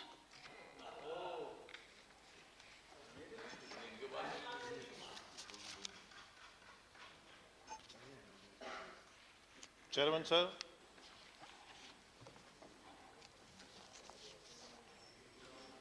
मैं जम्मू कश्मीर से आता हूं और जम्मू कश्मीर के बारे में और देश के बारे में बहुत कुछ यहाँ डिस्कस हुआ है। देश के प्रेसिडेंट द्रौपदी मुर्मू जी के मोशन ऑफ थैंक्स पे बोलने के लिए मैं खड़ा हुआ हूं। मैं बड़े ध्यान से स्पीचेस सीनियर जो ऑनरेबल मेंबर्स हैं सुनता हूं, लेकिन दुख हुआ कल कि प्रेसिडेंट के लिए भी कुछ अल्फाज अच्छे नहीं इस्तेमाल हुए। थोड़ा दुख हुआ क्योंकि वही कम्युनिटी जानती है, जिस कम्युनिटी से, जिस ट्राइब से वो they can feel for their community और एक फख्र महसूस करते हैं।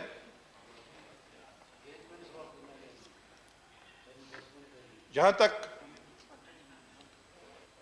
देश तभी चल पाता है जब देश की सुरक्षा जो है, सिक्योरिटी जो है,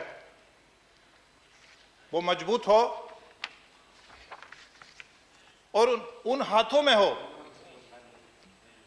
जो देश की जो एक कन्विक्शन रखते हैं और एक मजबूती के साथ इस अर्थ पे, इस भारत को एक मजबूत ताकत की एक नियत रखते हैं। कई बार पिछले 30 सालों में जो कश्मीर में जो पाकिस्तान की तरफ से क्रॉस बॉर्डर टेररिज्म हो, जहां हमारी सिक्योरिटी फोर्सेस को मार्टियर्स किया हो, जहां सिविलियन का कत्ल हुआ हो, लेकिन हमारी देश की जो लीडरशिप थी उसका खून नहीं उबलता था।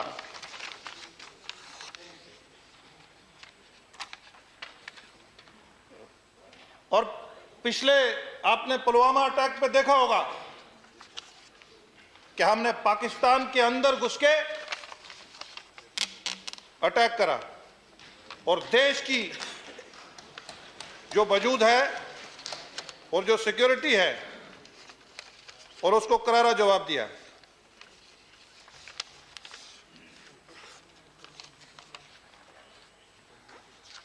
यहां एलओसी से एलएसी की बात हुई प्रेसिडेंट के एड्रेस में। यह एलओसी भी हमारी क्रिएटेड है, जो सत्ता थी यहां देश में, कुछ चंद फैमिलियों को सत्ता सौंप के और यूनिलैटरली सीज फायर करके पाकिस्तान को इलाका दे दिया और हमारे लिए वो आज भी नसूर बना हुआ है। और यही नहीं हुआ, जो हमारे जम्मू कश्मीर में अपने लोग थे, जो महाराजा हरि सिंह जी, जो एक रिफॉर्मर किंग माने गए हैं, जिन्होंने फोर्स लेबर को खत्म करा, अनटचेबिलिटी को खत्म करा, 70 साल उस समाज को इज्जत नहीं दी। नरेंद्र मोदी जी की रहनुमाई में सरकार बनी और उनका स्टैचू जम्मू में महाराजा हरि सिंह का लगा।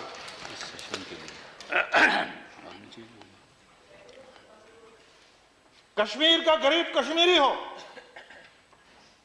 या वहां की तीसरी बड़ी कम्युनिटी गुज्जर कम्युनिटी हो,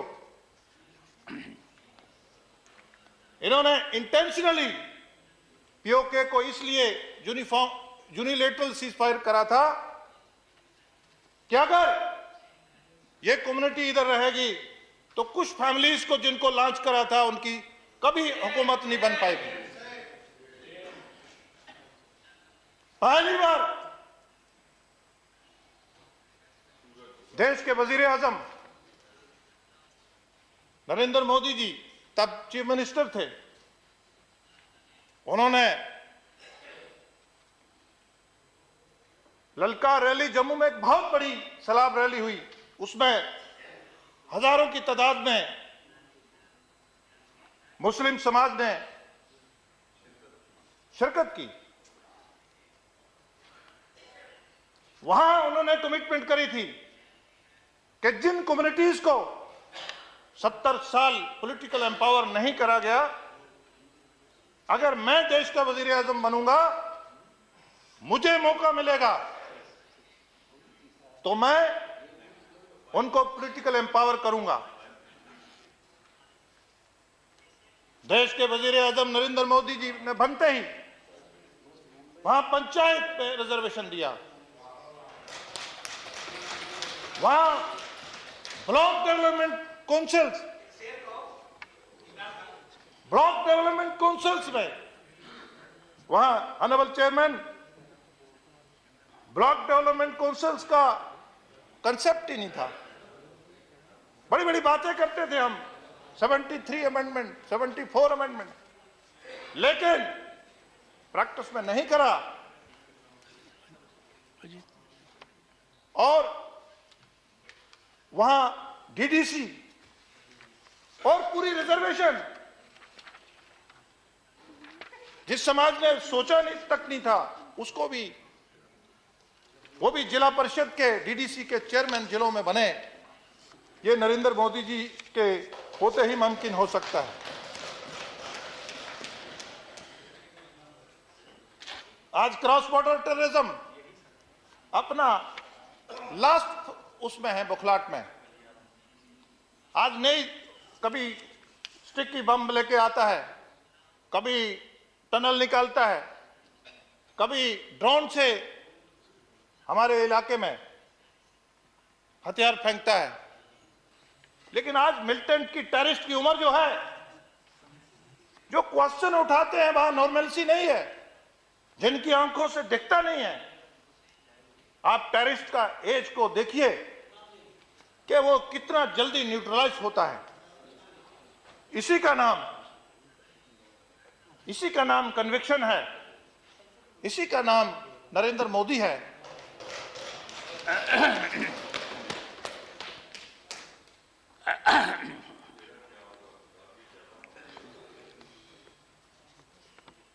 यहां बात ट्रिपल तलाक की सुन रहा था मैं। देश में जिन पॉलिटिकल पार्टी सत्ता में रही हैं, कम से कम इश्यू को पढ़ लेना चाहिए। कुरान की जो बेसिक टेनेट्स है, उसके ऊपर पूरा कंसल्ट करके 3 महीने का जो तलाक का टाइम होता है, वो नरेंद्र मोदी जी के टाइम में ही हो सकता है। लेकिन वो पॉलिटिकल पार्टीज जिनका वोट बैंक मिनॉरिटीज हैं, वो उनको डराती हैं। हमें डराना नहीं चाहिए। आज खुली फजा में, आज सोशल मीडिया का जमाना है, आज नॉलेज का हब है। आज हमें उनको खुली फजा में छोड़ना चाहिए। और देश का वजीर आजम ही है जो पूरी नरेंद्र मोदी जी, हैदराबाद की वर्किंग कमेटी हो, जहां अभी रिसेंट वर्किंग कमेटी हो, उसमें पसमानदा मुसलमान की बात करते हैं, उनकी तरक्की की बात करते हैं।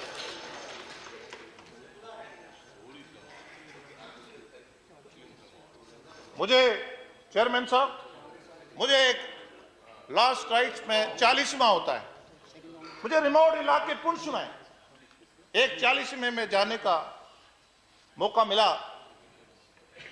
मैंने देखा वहां इस्लाम में डिफरेंट सेक्ट्स के, देवबंदी, बरेलवी, अहले हदीस, सभी सेक्ट्स के लोग थे। अपना अपना फेथ है, फेथ और ऊपर वाले के बीच में लिंक है। तो मैं वहां गया अटेंड करने, तो एक बहुत बड़ा आलिम वो उठ के बोला कि 70 साल में जो इंडिया, पाकिस्तान, बांग्लादेश के आलिम नहीं कर पाए, वो नरेंद्र मोदी जी ने ट्रिपल तलाक के मसले में करा। ये मैंने उनका सुना।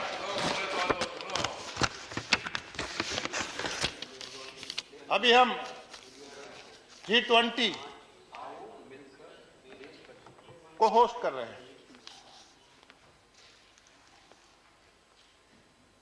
आज G20 में बाजरा, नरेंद्र मोदी जी का दिमाग देखिए, बाजरा गरीब की फसल, कि उसका भी दाम बढ़े। आज बाजरा को एक फेस्टिवल, और बाजरे की इतनी वैरायटी, और ये सिर्फ डिप्लोमेटिक होस्ट नहीं है, ये हम डिप्लोमेटिकली नहीं, ये हम नुमाइश करेंगे अपने कल्चर की और पोटेंशियल की नुमाइश करेंगे। ऑनरेबल चेयरमैन सर, पूरे देश का जो हमारा पोटेंशियल है और जो हमारा कल्चर है उसकी हम नुमाइश करेंगे, और देश के हर बड़े शहर में अपने कल्चर से उनको वाकिफ करवाएंगे।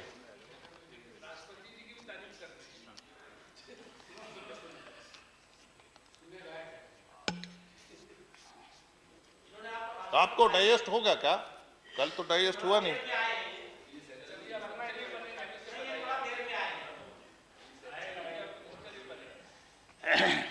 क्वाड में जो हमारा एक इंपॉर्टेंट इंटरनेशनल फोरम है, हमारे उसमें से है, वो नरेंद्र मोदी जी के होते हुए मुमकिन है। टेररिज्म पे इंटरनेशनल फोरम पे हमारा जो स्टैंड है, आज पूरी दुनिया को हमने रागिब करा है, मजबूर करा है। हमारा आज जो से है इंटरनेशनल फोरम है, ये बातें भी हमें अपने जहन में लानी चाहिए और अपनी अनक के शीशे को धोना चाहिए, ताकि ये वाली बातें भी दिखें कि हम कॉलर खड़ा करके आज बोलते हैं आई एम इंडियन, मैं हिंदुस्तानी। पूरी दुनिया में आज हम बोलते हैं।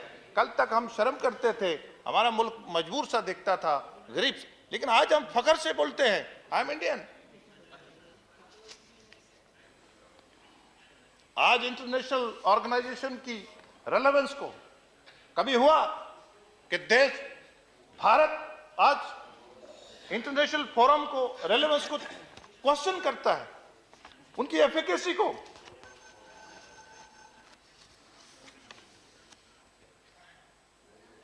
आज लोग भारत की तरफ उम्मीद से देखते हैं। कोविड में हमने, चेयरमैन सर, कोविड में हमने कितने देशों को हमने इंजेक्शन दिया फ्री। आज लोग हमारी तरफ उम्मीद से देखते हैं। डिजास्टर के अभी टर्की में, सीरिया में सानिया हो गया, देश के वजीर आजम ने तुरंत वहां वो रिलीफ के लिए जहाज भेजे। आज विदेश में जो हमारे इंडियन हैं, पहले सोचते थे मैं अरब में चला जाऊं, यूरोप में चला जाऊं, कनाडा में चला जाऊं, लेकिन आज हम सोचते हैं, आज हम डिस्कस करते हैं कि भारत की किसी सिटी में मैं जाके अपना घर बनाऊं। पॉजिटिव नैरेटिव भी हमें दिखाना चाहिए, मेरा ये मानना है। देश का वजीर आजम, हम जिसको बड़ी छोटी बात समझते हैं, परीक्षा पे चर्चा, मतलब स्टूडेंट का एग्जाम पे स्ट्रेस के बारे में देश का वजीर आजम सोचता है। एग्जाम्स को बोलते हैं कि फेस्टिवल्स की तरह हमें सोचना चाहिए, ताकि हमारा जो ब्रेन है वो मैक्सिमम डिलीवर कर सके, हम स्ट्रेस में ना आ जाएं। और छोटी छोटी बातें, उसमें 25-30 बातें बताई स्टूडेंट्स के लिए, पेरेंट्स के लिए, आम नागरिक के लिए। चेयरमैन सर, कि हमें अपने साथ कंपीट करना चाहिए। जब हम दूसरे से कंपीट कर रहे होते हैं, कई बार हम अच्छे नहीं कर पाते, हम डिमोरलाइज हो जाते हैं। लेकिन जब हम अपने से कंपीट करेंगे, हम रिफॉर्म करेंगे, हम अपनी गलतियों का सुधार करेंगे। ये छोटी छोटी बातें, पिछले ही दिनों पूरे देश में इसका किताब का इनॉग्रेशन हुआ। टेक्नोलॉजी बहुत अच्छी चीज है, उसमें ये छोटी छोटी बातें, रेस्ट, स्लीप, के बच्चे कैसे खेलें, देश का वजीर आजम इन सब चीजों की चिंता करता है। सर, करप्शन मैंने सुना नसूर है, इसमें कोई दो राय नहीं है। बट कभी हमारे देश के सरपंच ने ये सोचा था कि जितना पैसा दिल्ली से आएगा उतना ही उसके अकाउंट में जाएगा। वो पहले वीडियो एसीडी डायरेक्टर के चक्कर लगाता था, कमीशन देता था। ये ट्रांसपेरेंसी है, ये डिजिटल जमाना है। कभी हमने सोचा था कि कभी हमने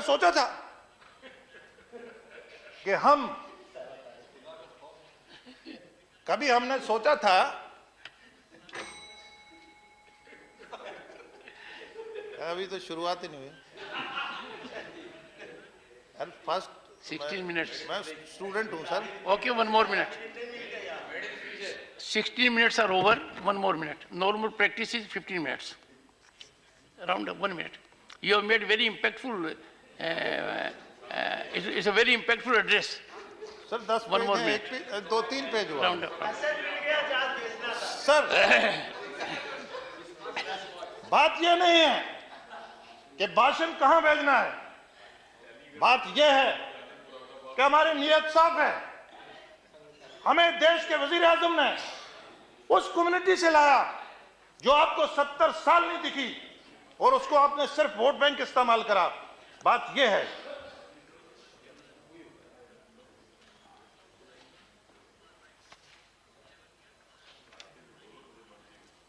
बिगेस्ट अचीवमेंट यह है सर कि हम सेल्फ कॉन्फिडेंस हर भारतीय का बढ़ा है, और यहां बहुत सारी बातें करी गई। अब मैं कहां से शुरू करूं? बहुत सारी बातें करी गई। अब तो बुलडोजर चलाया जा रहा है। अंत करने का समय आया है। सर बुलडोजर चलाया जा रहा है। सर पूरे देश में land to tillers, land reforms का ढिंडोरा फेंटा। हमने लैंड रिफॉर्म्स करे जम्मू कश्मीर में। सर एक आदमी को 70 साल में मालिकाना हक नहीं दिए, सभी स्टेट लैंड, और वोट लेते रहे। हम देने जा रहे हैं, हमने अभी अनाउंस करा है, हम देंगे, हम ही देंगे। सर इन्होंने वोट लिया और जमीनें डेवलपमेंट अथॉरिटीज में डाली। हमने अस्पताल बनाए, वहां 2 एम्स हो सकता है। जम्मू जैसे सिटी में एम्स, आईआईटी, आईआईएम। अरे ट्राइबल को 9 सीटें रिजर्व है। टेररिज्म में इतना graph low. Honourable member, please conclude. सबसे ज्यादा मैं नहीं बताऊंगा तो ये मेरे लेक्चर के साथ नाइंसाफी हो जाएगी। मेरी स्पीच के साथ जो थैंक्स मैं कर रहा हूं। 370 का नुकसान ये था कि वहां के कश्मीर के गरीब नौजवान के में डबल माइंड पैदा होता था, दुविधा में रहता था सर। आज वो देश की सोचता है। आज वहां रात को फ्लाइट चलती है। Shri Ramdas Athawale. Thank you sir. बहुत बढ़िया। हमने भी आज शेर शायरी की है। आदरणीय चेयरमैन सर, राष्ट्रपति जी का अभिभाषण मजबूत करेगा भारत नेशन। विरोध करना है कांग्रेस की फैशन, विरोध करना है कांग्रेस की फैशन, इसलिए मैं उनके विरोध में कर रहा हूं भाषण।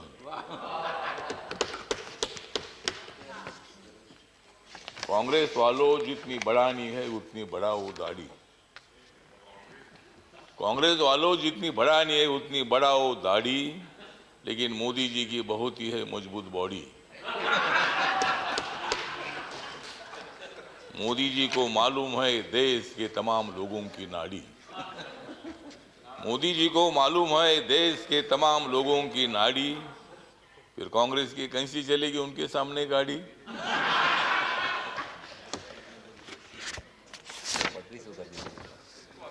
मोदी जी आदमी है खास, मोदी जी आदमी है खास, इसलिए उनके साथ है रामदास। यस। मोदी जी को विकास की है आस, मोदी जी को विकास की है आस, इसलिए राजनीति में हो गए हैं पास। कांग्रेस वाले हमेशा मारते हैं भास, कांग्रेस वाले हमेशा मारते हैं भास, इसलिए राजनीति में हो रहे हैं नापास। तो आज यहाँ माननीय राष्ट्रपति के अभिभाषण पर चर्चा हो रही है और कांग्रेस वालों का और अपोजिशन का आभार व्यक्त करता हूँ कि मतलब वो रोज वेल में आ रहे थे। ये तो मतलब राष्ट्रपति का अभिभाषण ये है मोदी सरकार के विकास की गंगा। काय के लिए लेते हो उनके साथ पंगा?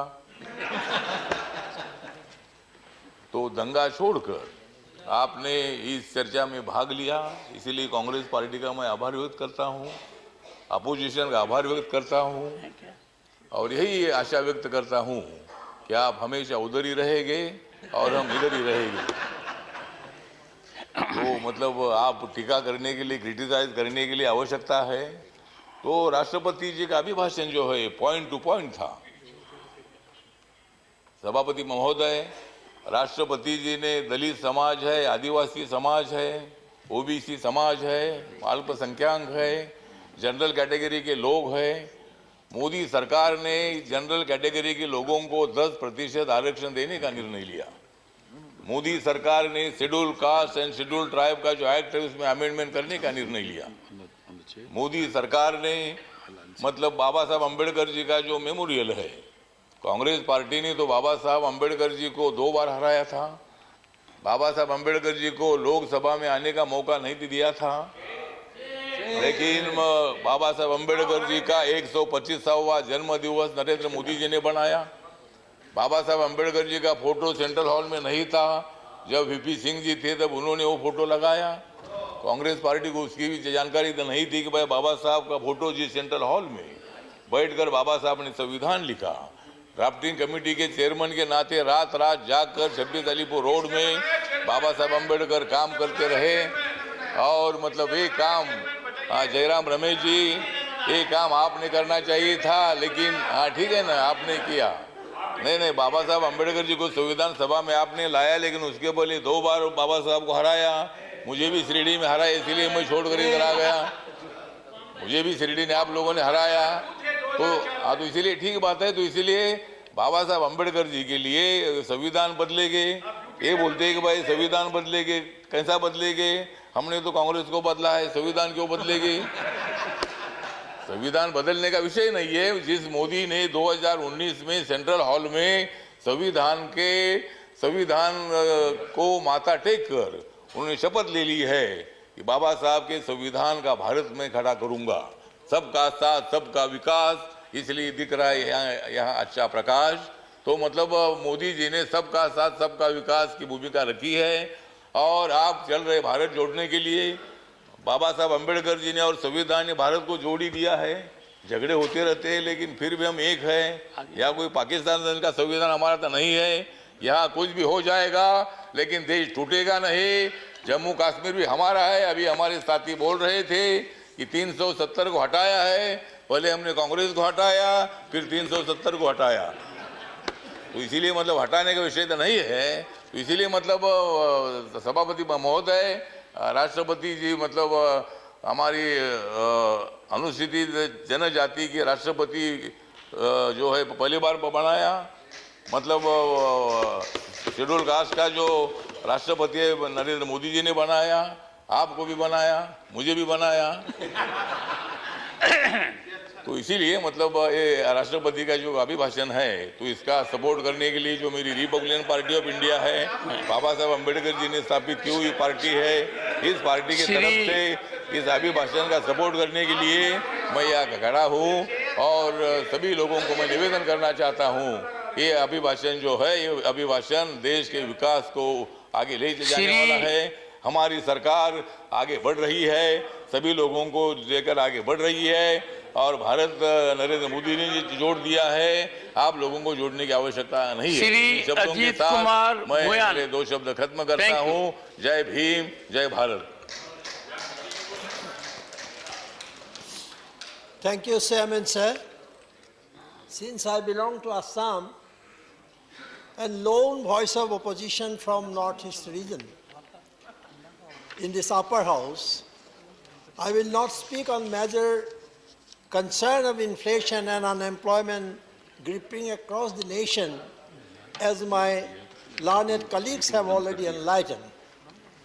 And there is a time factor is also there. So I will like to continue myself on the specific concerns of the Northeast region. As I was listening very first joint session presidential speech of Mahamahim Draupadi Murmu, I had a very high expectation that she would dwell ethnic diversity of the Northeast region and its complexity. Sir, Assam was a single unit of governance except Tripura and Manipur when India got independence in 1947. And it was very rightly debated in the Constituent Assembly that ethnic diversity of the region would be protected, and even the small tribes and their identity and culture would be protected in post-independence era. The tribal community of the Northeast region had hope that their identity and culture would be protected under the guidance of Mahamahim, who is herself a tribal. Sir, very sorry to say that now tribals are facing in Assam illegal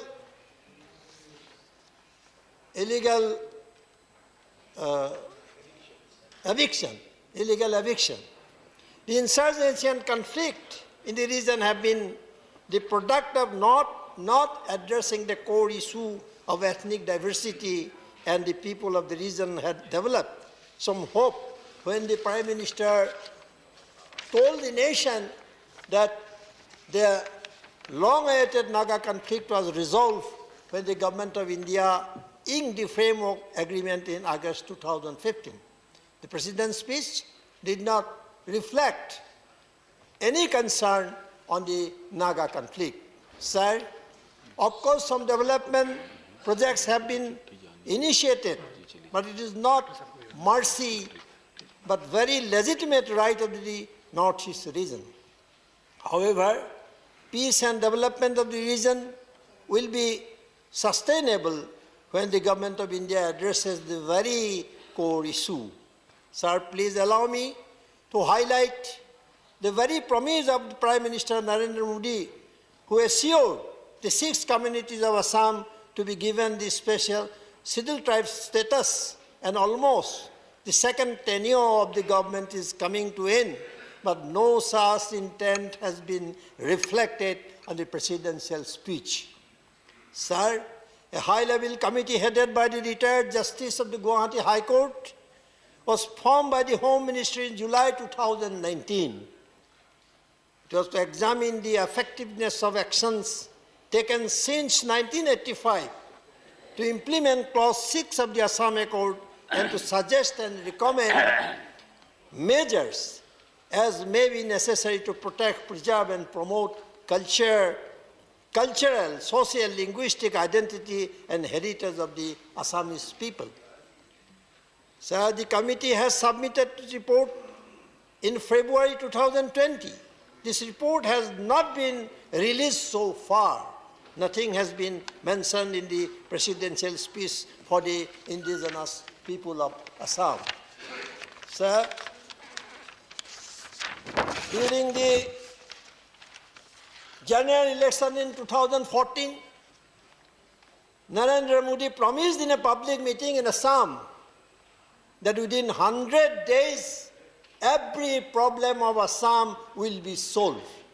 But nothing has been solved so far. Sir, I fail to understand the two powerful cabinet ministers who themselves are tribal and belong to the region are not pursuing the concerns of the tribal. Have they become voiceless or scared of the mighty notion of the duo Narendra Modi and Amit Shah? Sir, the region is represented by 39 MPs of both houses, which is bigger than Gujarat representation. It is always claimed that the Prime Minister has been visiting the region very often. वो लोग 40 times बोलते रहते हैं. But can we say that Modi has the same concern as he has for Gujarat? Sir, I have no intent to frame him for Gujarat bias, but there certainly mere visit should not be the parameter of concern, but truthful initiative in the interest of the region. Yes, here I will like to appreciate the former Prime Minister Dr. Manmohan Singh for his noble initiative of development of the region, though he was not frequently visiting the region. Sir, now projects are being inaugurated, as our leader of the opposition has rightly said. Those projects were initiated by Dr. Manmohan Singh, and now they have simply inaugurated these projects. Sir, I will conclude by the famous say that the human being is not known by physical appearance, but honestly conceived intent of ideas and action. Thank you, sir. Shri Vivek Thakur.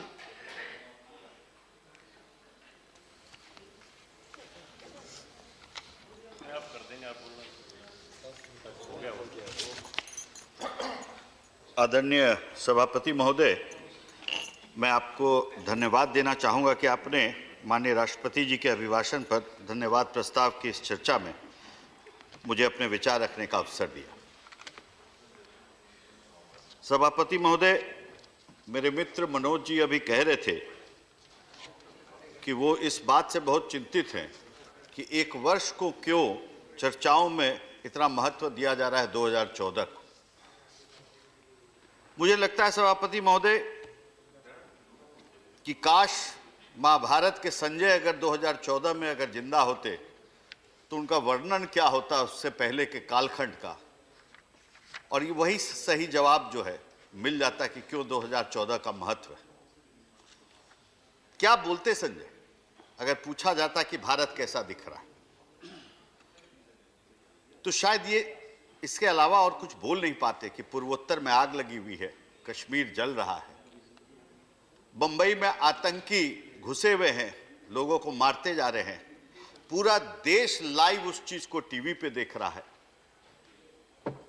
सरकार की अनुमति नहीं है, दुश्मन पता है कि पलटवार करे, फौज हतोत्साहित बैठा हुआ है, नौजवान आशा की सब किरण भूल चुका है, India is almost a land of no opportunity. और वहां से एक सोए हुए भारत को संगठित करते हुए दोनों हाथ उठा के कर्तव्य पथ पे दौड़ाते हुए विजय पथ की यात्रा पे 2014 के बाद भारत के यशस्वी आदरणीय प्रधानमंत्री लेकर चले हैं। ये महत्व है 2014 का। सभापति महोदय, हमारी सरकार के ये 9 वर्ष गरीब, किसान, दलित, आदिवासियों, वंचितों, पिछड़ों और ग्रामीण भारत की सशक्तिकरण के 9 वर्ष रहे। और मुझे कहने में जरा भी अतिशयोक्ति नहीं है कि 9 साल उपलब्धियां रही बेमिसाल।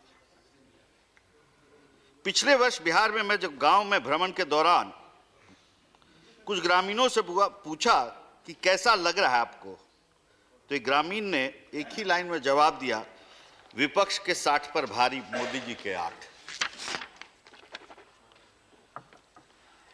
सभापति महोदय, जिस प्रकार नवरात्र में 9 देवियां 9 शक्तियों की प्रतीक होती है, उसी प्रकार हमारे यशस्वी आदरणीय प्रधानमंत्री श्री नरेंद्र मोदी जी के नेतृत्व में हमारी सरकार ने 9 शक्तियों के माध्यम से ग्रामीण भारत को सशक्त करने का काम किया है।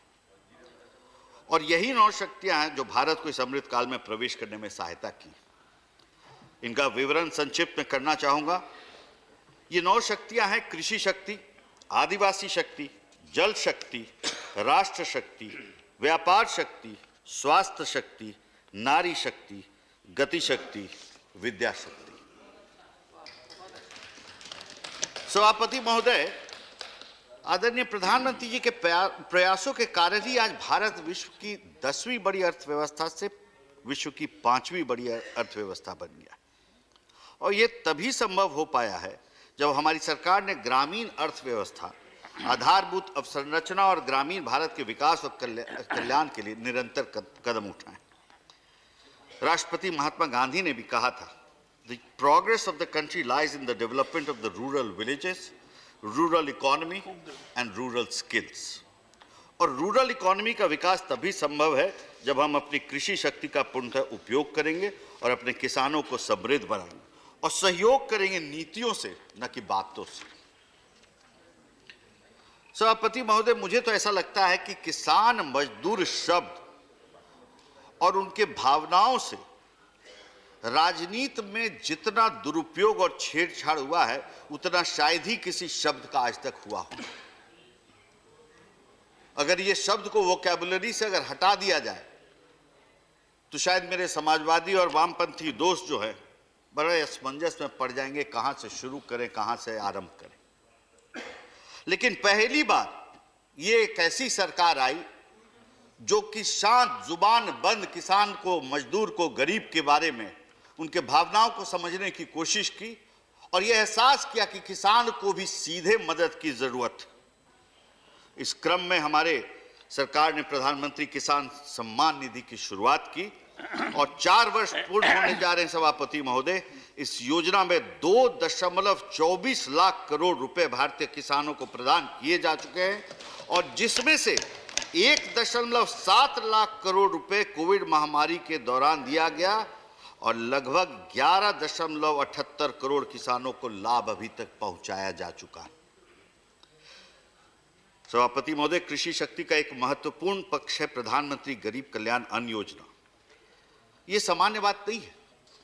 जब नेशनल लॉकडाउन लगा था तो बड़ा शोर मचा कि जो रोज कमा के खाते हैं लाखों की संख्या में मर जाएंगे। एक व्यक्ति नहीं भूखे मरा इस देश में, एक व्यक्ति नहीं मरा और 80 करोड़ परिवारों को मुफ्त अनाज तब से देते देते आज उसको एक सिक्योर्ड आबादी के रूप में नेशनल फूड सिक्योरिटी एक्ट के तहत हमारी सरकार जो है निरंतर उनको मुफ्त राशन दिए जा रही है। और सभापति महोदय, नोटिस करने वाली ये बात है कि इकोनॉमिक सर्वे प्रस्तुत किया है कि यूएनडीपी के रिपोर्ट के हवाले के जरिए कि इन दोनों योजनाओं के कारण भारत की गरीबी में कमी की महत्ता को उसने स्वीकार किया। सभापति महोदय, विपक्ष के दोस्त हमारे पीएम सम्मान निधि के बारे में क्या क्या राय रखते रहे, इसलिए मैं आपको 2019 में जब ये योजना की शुरुआत हुई थी तब ले जाना चाहूंगा, जब देश के ज्ञानी पूर्व वित्त मंत्री और कांग्रेस के बड़े नेता जो हमारे सदन के भी सदस्य हैं क्या कह बैठे थे। Nothing can be more shameful in a democracy than bribe for votes। अर्थात देश का मुख्य विपक्षी दल किसानों को रिश्वतखोर समझता है, रिश्वत देकर वोट देते हैं, इससे बड़ी शर्म की बात कुछ भी नहीं हो सकती है। और यही लोग कोविड-19 की महामारी के समय चिल्ला चिल्ला कर कहे कि गरीबों के हाथ में पैसा पहुंचाना पड़ेगा, पैसा पहुंचाना पड़ेगा। हमारी सरकार ने 1.73 लाख करोड़ रुपए कोविड-19 महामारी में सीधे जनता के हाथों में दिए और उन्हें यह योजना रिश्वतखोरी दिखाई देती है। लेकिन अब क्योंकि विदेशी संस्थाएं भारत के विस्तृत आकलन में इसकी तारीफ कर चुकी हैं, मुझे लगता है कि अब हमारे मित्र इसे अच्छा मानने में कोई दिक्कत नहीं होगी मित्रों को। अच्छा, हमारे संस्था पे उन्हें विश्वास ही नहीं है। एक और यूएनडीपी की रिपोर्ट का हवाला देना चाहूंगा।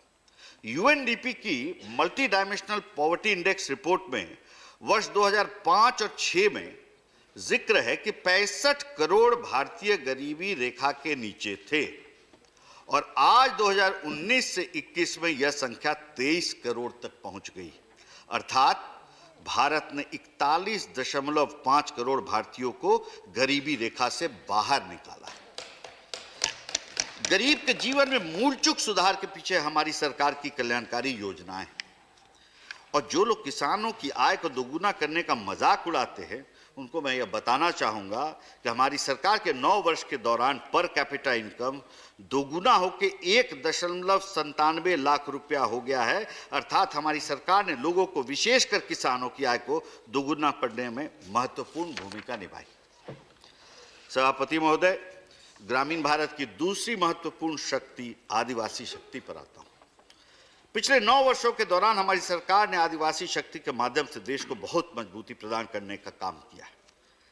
जब ग्रामीण विकास की बात हो, आदिवासियों, दलितों, वंचितों की बात पर देश के विभूति स्वर्गीय नानाजी देशमुख का उल्लेख न हो तो यह बात अनुचित होगी।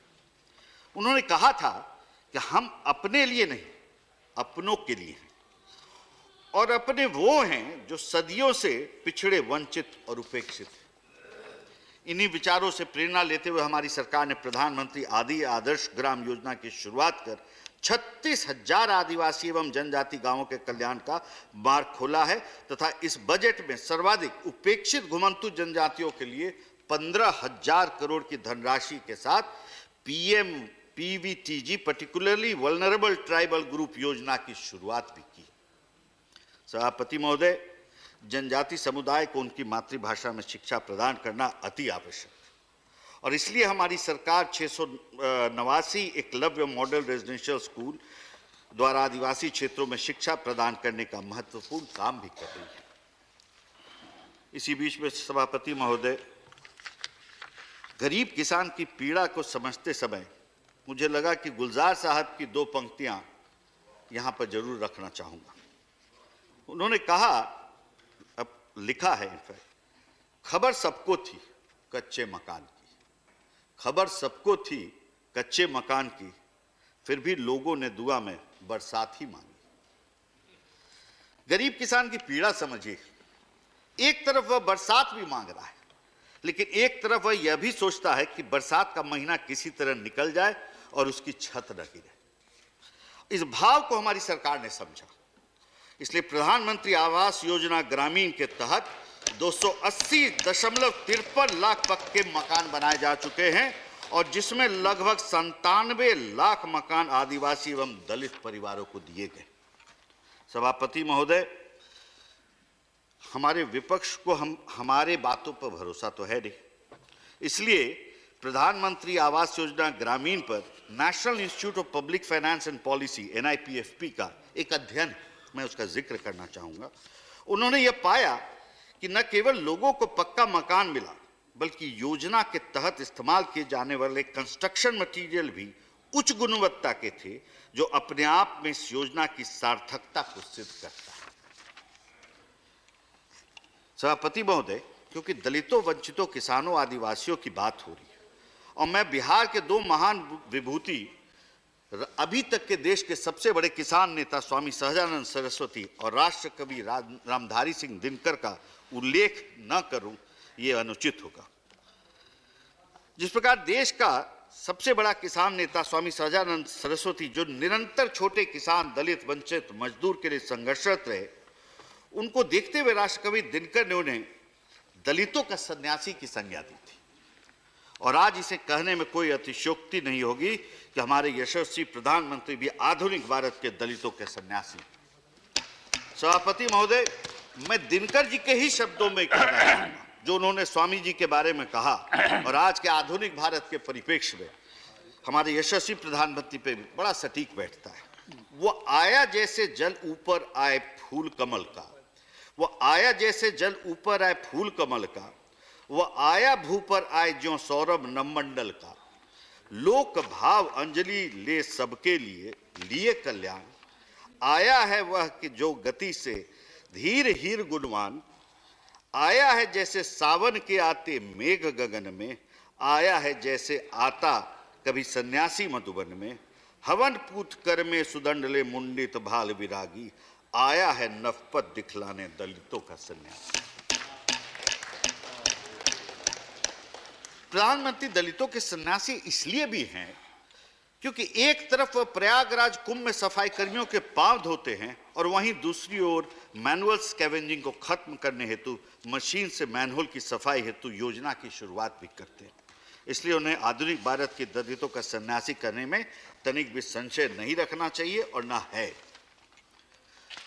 सभापति महोदय, मैं आदरणीय प्रधानमंत्री के द्वारा संसद में मनरेगा पर दिए गए बयान का स्मरण कराना चाहूंगा। बड़ा चर्चा चल रहा है जब से यह बजट आया है मनरेगा पे, और जो सबसे और ये भी बोला जाता है कि पत्रकार ये नहीं लिखते वो नहीं लिखते, और जो एक अद्भुत डेटा है जिसका मैं जिक्र करना चाहूंगा कि मनरेगा में हमने क्या चेंज किया और उसको लेकर जो डेटा है मैं प्रस्तुत करता हूं। 2014 में जब हम जब तक इनकी सरकार थी, मनरेगा के तहत केवल 17.6% एसेट क्रिएशन हुआ था, और जबकि हमारी सरकार आने के बाद जो दिशा विहीन तरीके से चल रहा था उसे हमने ऑर्गेनाइज किया, और उसी का परिणाम है कि इस कालखंड में 61.2% 61.2% एसेट क्रिएशन हुआ है मनरेगा के माध्यम से। फर्क साफ है। सभापति महोदय, ग्रामीण भारत की तीसरी महत्वपूर्ण शक्ति है जल शक्ति। स्वच्छ जल का क्या महत्व है आप उस महिला से पूछिए जो कई मीलों चलकर अपने परिवार के लिए पानी लेकर आती है। एक बड़ा अच्छा वाक्य है जो अमेरिकन पोएट और राइटर थे लूसी लार्कॉम, उन्होंने कहा है, A drop of water, if it could write out its own history, would explain the universe to us. प्रधानमंत्री जी स्वयं ऐसे राज्य के मुख्यमंत्री थे जहां शुद्ध पेयजल की बहुत गंभीर समस्या थी। उस समस्या का भी हल निकाला, हर घर में नल से जल पहुंचाने का काम किया, और जब प्रधानमंत्री बने तो इस योजना को संपूर्ण देश में भी लागू किया। सभापति महोदय, जल की व्यवस्था के साथ साथ जो स्वच्छता और शौच की बात जब लाल किले से हुआ तब हमारे विपक्षियों ने मजाक उड़ाया, परंतु दूरदृष्टि इन्हें समझ ही नहीं आया। हमारी सरकार ने 10.9 करोड़ व्यक्तिगत शौचालयों का निर्माण स्वच्छ भारत मिशन के तहत भी किया। एक किसान से बेहतर जल की कीमत कोई क्या समझे। सिंचाई का पानी किसानों को खेती के लिए कितना महत्वपूर्ण है इसकी कोई कल्पना नहीं कर सकता। इसलिए हमारी सरकार ने 2015 में प्रधानमंत्री कृषि सिंचाई योजना की शुरुआत की, और 37% हिस्सा जो सिंचाई का था आज उसका आंकड़ा बढ़कर 49% हो गया है। हर घर नल से जल और पर ड्रॉप मोर क्रॉप के माध्यम से ग्रामीण भारत के विकास में हमारी सरकार महत्वपूर्ण भूमिका निभा रही है। विषय तो काफी है सभापति महोदय, लेकिन अंत में मैं यही कहना चाहूंगा कि जो राष्ट्रकवि दिनकर ने जो कहा है कि वसुधा का नेता कौन हुआ, वसुधा का नेता कौन हुआ, भूखंड विजेता कौन हुआ, अतुलित यश क्रेता कौन हुआ, नवधर्म प्रणेता कौन हुआ, जिसने न कभी आराम किया, विघ्नों में रहकर नाम किया। आदरणीय सभापति महोदय, मैं माननीय राष्ट्रपति जी के अभिभाषण का स्वागत और समर्थन करता हूं। धन्यवाद। श्री केसी Venugopal, 10 minutes. 10 minutes. Only 15. Minus interruption. 10 minutes. 10 minutes. Giving me an opportunity to speak on the motion of thanks on President's address.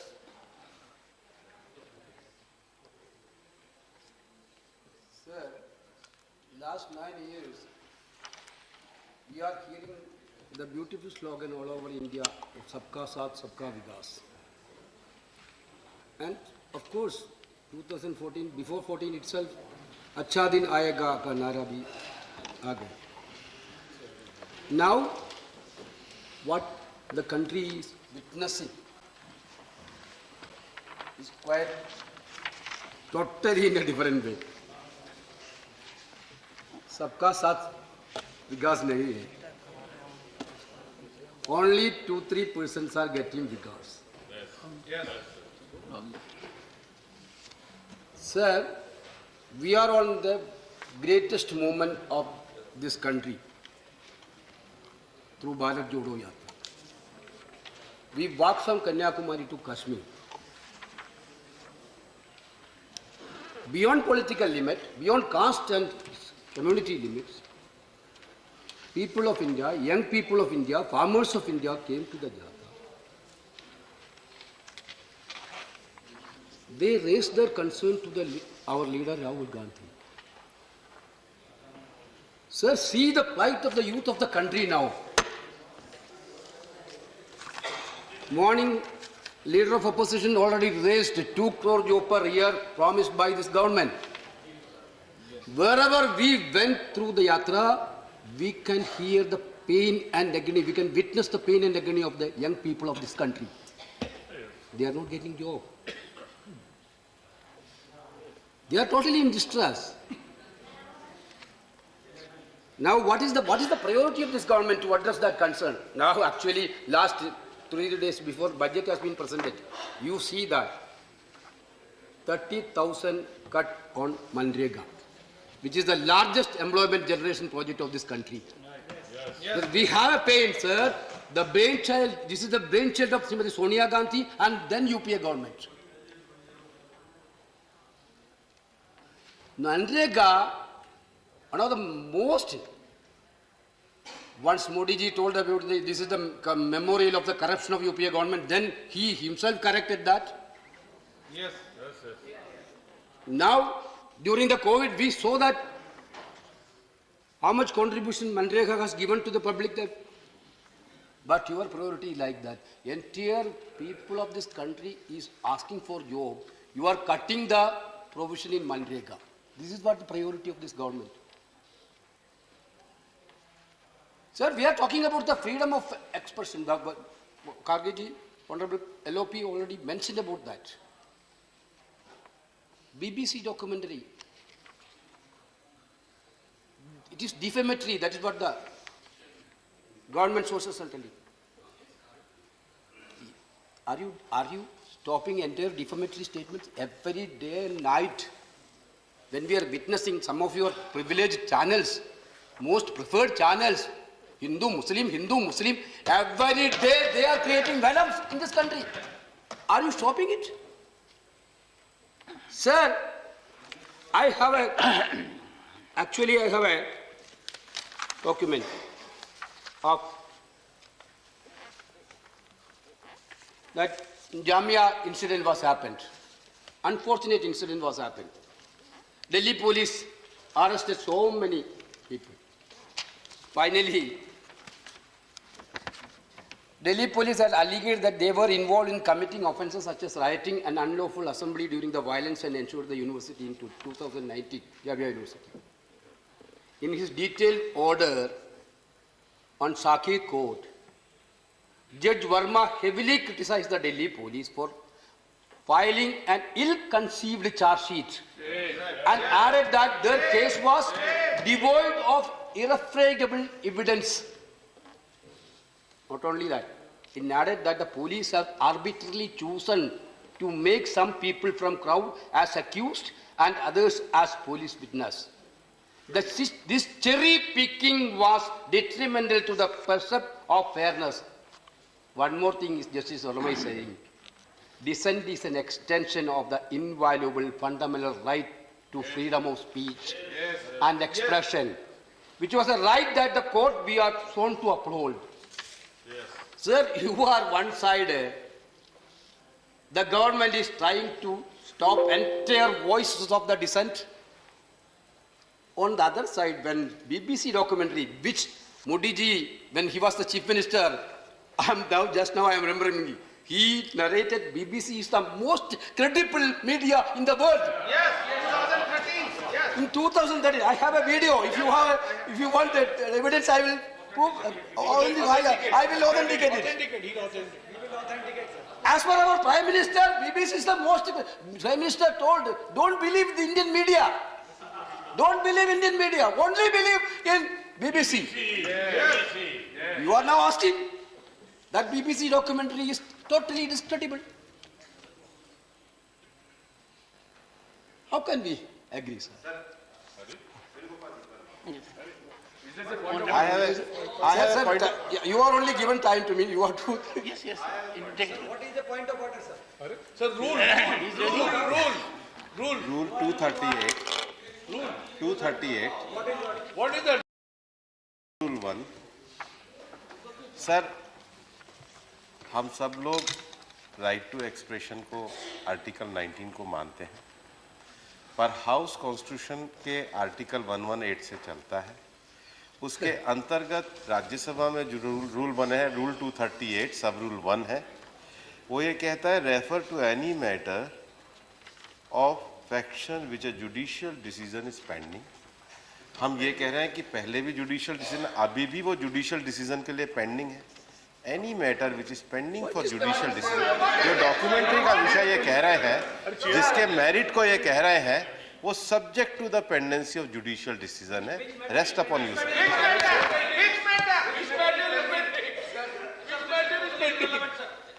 Sir, my point is only that He's authenticating. whenever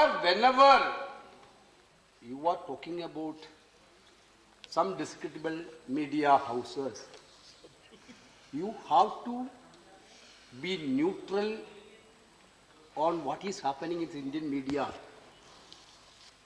If some media is okay with you, some of the media is not okay with you. No, it is very, very evident nowadays. If morning we discuss about this, somebody is talking freely about some incidents, next day he will get a call if it is not in favor of the government. Now this type of things the government is doing, that is what I want to mention. Sir, last 3-4 days, we are debating on a single subject before you, sir, for a JPC inquiry. Why we have witnessed so many this type of demand in this house? This house has a greatest tradition. That house also greatest tradition. Whenever this type of big scam has been raised in the public domain, it is the right of the parliamentarian to ask an inquiry from the government. Yes. If the government is not need to hide any truths, they used to come for an inquiry. In UPA time, how many inquiry, JPC inquiry we have done? On the demand of BJP. My simple question is that is what we are asking. Why you are running away from the JPC? Yes. Yes. Therefore, that is there something is there somewhere. Digvijay ji yesterday asked, how can a man suddenly jump this much income without the government support? Sir, I came this house in 2021. 2021, I got an opportunity to speak on aircraft maintenance Aircraft Amendment Bill 2020. During that bill discussion, raised 2-3 questions, which I didn't go to reply on that day. With your permission, I would like to ask that question again, sir. Sir, Adani has given 6 airports. In 2019, government awarded Adani the right to purchase 6 Mr. megawatts. Venugopal, you say Adani has been given 6 airports. What does that mean? No, public, if it goes No, public, no. private testing No, of no, the airport. One second. Airports, One second. 5 airports are One- profit-making airports. One These second. 5 profit-making One second. government has given- Take your seat. You have been heard by everyone, rapt attention. I want everyone to be heard like this. And therefore, you will take note of what I'm saying. Yes. If on the floor of this house, a statement is emanating from a senior member of the opposition that a particular industrialist has been given 6 airports, that is baffling for 2 reasons. One, our country is governed by law, and whoever gets something is out of evolution of a process. And therefore, to impart this impression that it is something which Mr. Venugopal has given to me or I have given to him, that is not the situation. I would therefore, one second, I would therefore seek further elucidation on this. How do you make such a statement? Sir, I'm agreeing with you. Sir, I am so glad. It is after a long one second. It is after a long time we have agreed with each other. After a very, very long gap. It should be more frequent. I mean that the government awarded 6 airports through process. But that process is not transparent at all. No. But that process is not transparent at all. That is what I want to say. Yes, that is why I am saying, one second. Okay. Say, in our country, every process is open to participation in terms of terms and conditions, and it is evolved. Were you a participant? No. Were you a participant? Directly, indirectly? Were you a participant? No. Go ahead.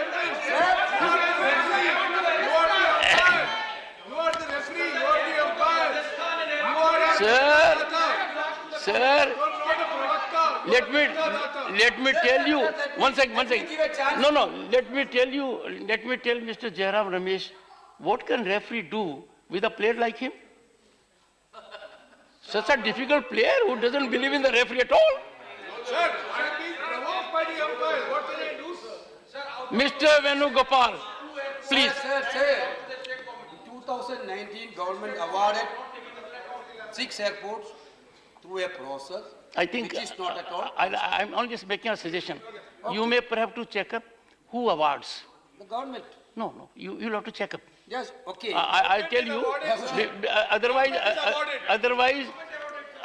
it will be a situation very different. Okay, Go ahead. Sir. Go ahead. Okay, sir, no problem. Okay, Mr. Venugopal only. Please. Sir, I told you, I am quoting from my old speech of this parliament itself.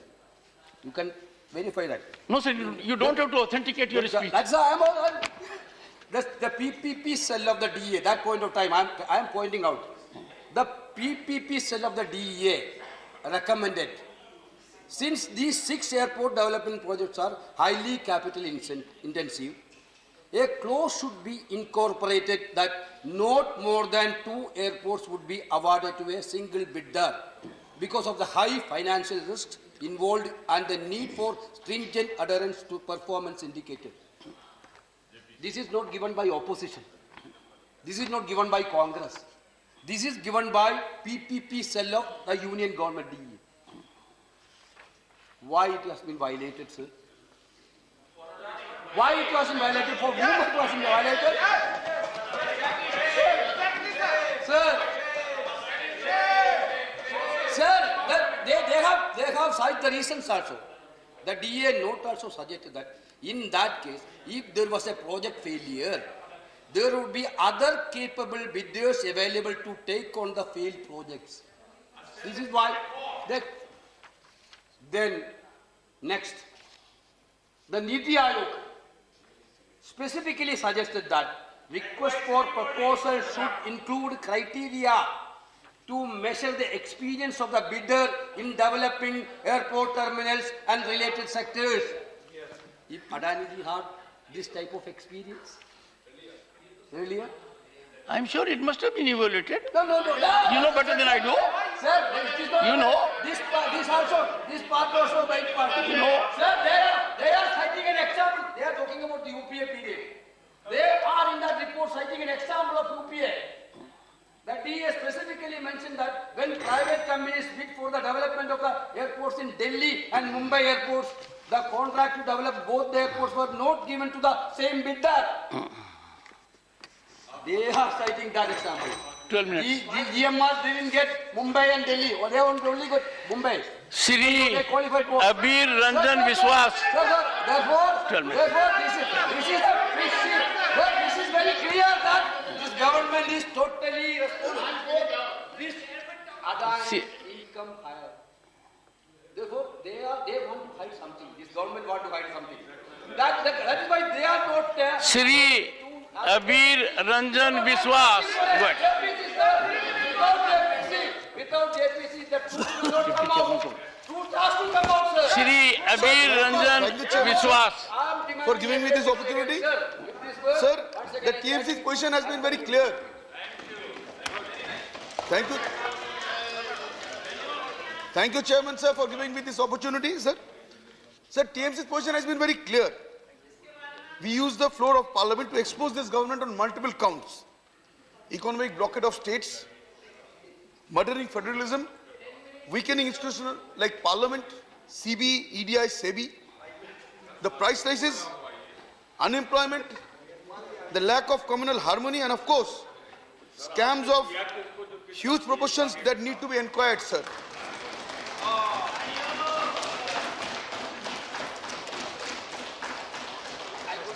The immediate inquiry of the big scam, which is currently creating much furor, can happen in two different ways. Firstly, by a JPC, as many are suggesting. But madam, I understand the weak nerve of the government. All the previous governments who had constituted JPCs have not come back. Maybe on that count, they are afraid they might not. On the second part, of course, we could have a Supreme Court monitored committee to conduct this inquiry in a time-bound manner. So we demand the second, of course, if the first one is touching the weak nerve of the government. It was said in the address of Mahamay Rashtrapati ji, and I quote, "Today India has a government which is committed to removing every obstacle faced by women," unquote. Madam, crimes against women in India have increased by 15%. India registered 32,000 rape cases in 2021. Sadly, that is 86 cases of rape per day. I would like to remind this august house that Kolkata is the least crime-prone metropolitan city as per the latest NCRB records. Women's safety in Kolkata should be emulated by the rest of the country. Another statement in the address is, and I quote, "The digital network that India has built is source of inspiration even for developed countries." Madam, I would like to showcase the digital service delivery achieved by Bengal. The Bengal government recently received the Platinum Award from the Honorable President at the Digital India Awards for its flagship scheme called Dware Sarkar, which literally means the government at your doorsteps. This was for excellence in design and implementation of a public digital platform. The initiative by the Mamata Banerjee government has widespread coverage. Dware Sarkar camps help people all over the state to get government services and accesses to various social welfare schemes, including the United Nations award-winning Kanyashri Prakolpo and the Students' Credit Card. In the address, Rashtrapati ji had said, "From education to their career, my government is trying to remove all obstacles for daughters."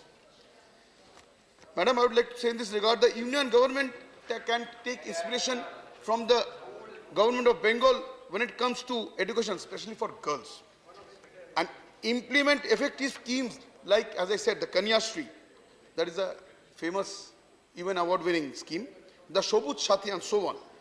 The Kanyashri scheme has benefited 78 lakh girl children in Bengal, and the Shobut Shati has provided cycles to more than 1 crore students in Bengal.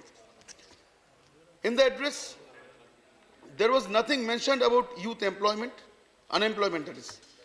Let me tell you all about the Jubosi scheme in Bengal. Under this scheme, 8 lakh youths have been registered to receive financial assistance. And further, the address said, and I quote, "My government has awakened the aspirations of scheduled caste, scheduled tribes and other backward classes," unquote.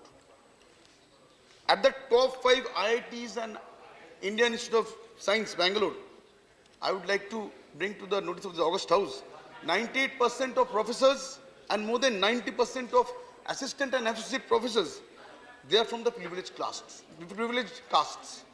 In violation of the reservation, constitutional reservation mandates in faculty position of 7.5% for scheduled castes, scheduled tribes and 15% for scheduled castes. That is what is the real picture. Madam, also, when it comes to the matter of scheduled castes and scheduled tribes, the government at a center could take a leaf out of the success diary of the Bengal government. I would like to mention there are multiple schemes for the benefit of SCs and STs and OBCs. About 8 lakh students from economically backward sections have received scholarships under the Swami Vivekananda Merit Cum Means scholarship program of the government.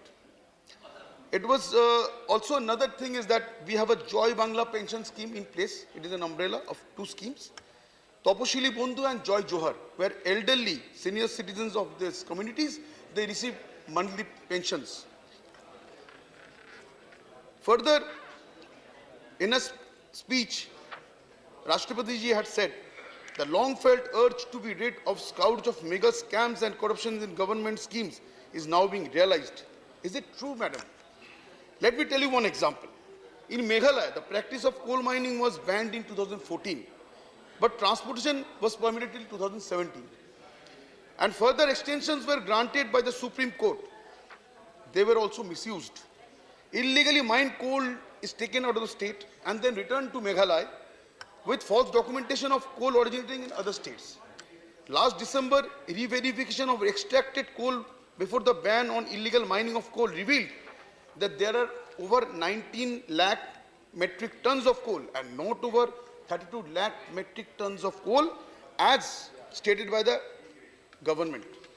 In 2018, activists Agnes Kharsing and Amita Sangma faced a near fatal attack while they were on their back after lodging a complaint on illegal mining. It has been 5 years since, but where is the justice?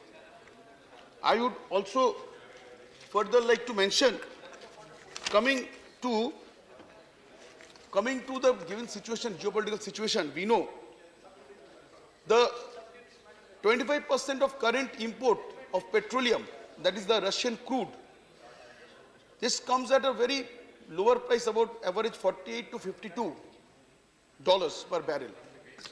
But when the prices rose to over 100 rupees of petrol, the international prices of crude per barrel were more than $120 US.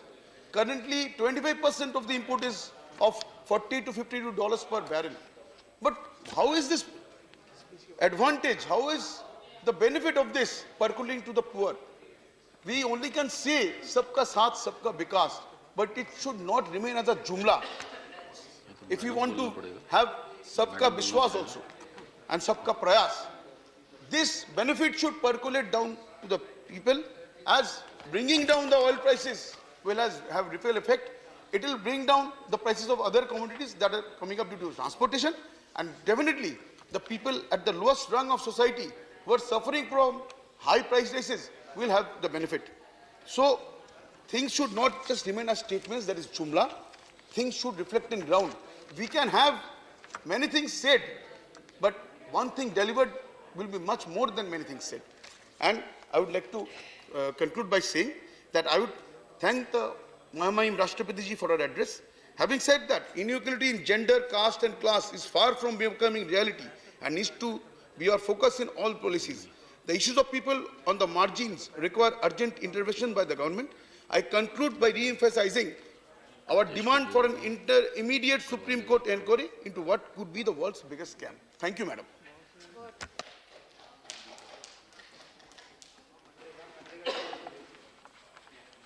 Message from Lok Sabha Secretary General.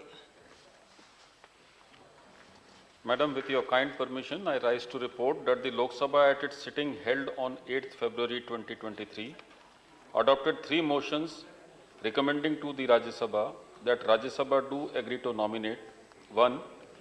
10 members from Rajya Sabha to associate with the Committee on the Welfare of Scheduled Castes and Scheduled Tribes of the Lok Sabha for the term beginning on the 1st May 2023 and ending on 30th April 2024. And 2.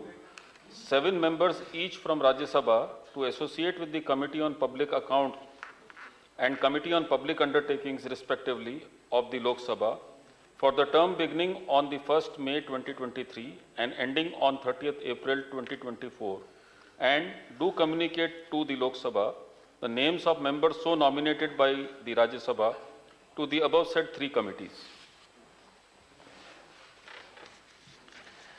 Honorable Sri Manas Ranjan Mangaraj for his maiden speech.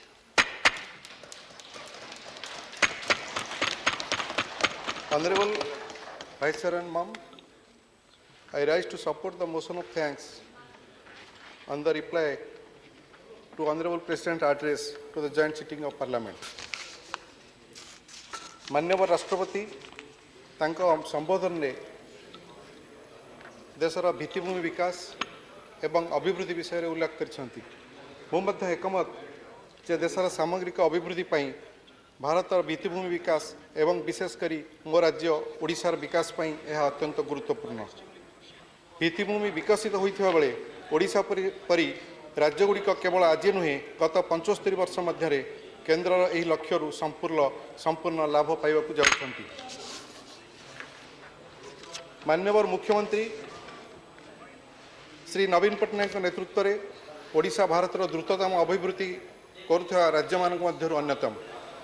यार वास्तवता हृदयंगम हो पार जितेबाला केन्द्र सरकार ओडिशा राज्य को भित्तिभूमि सहायता तथा संबल प्रदान उपरे अधिक ध्यान देवे।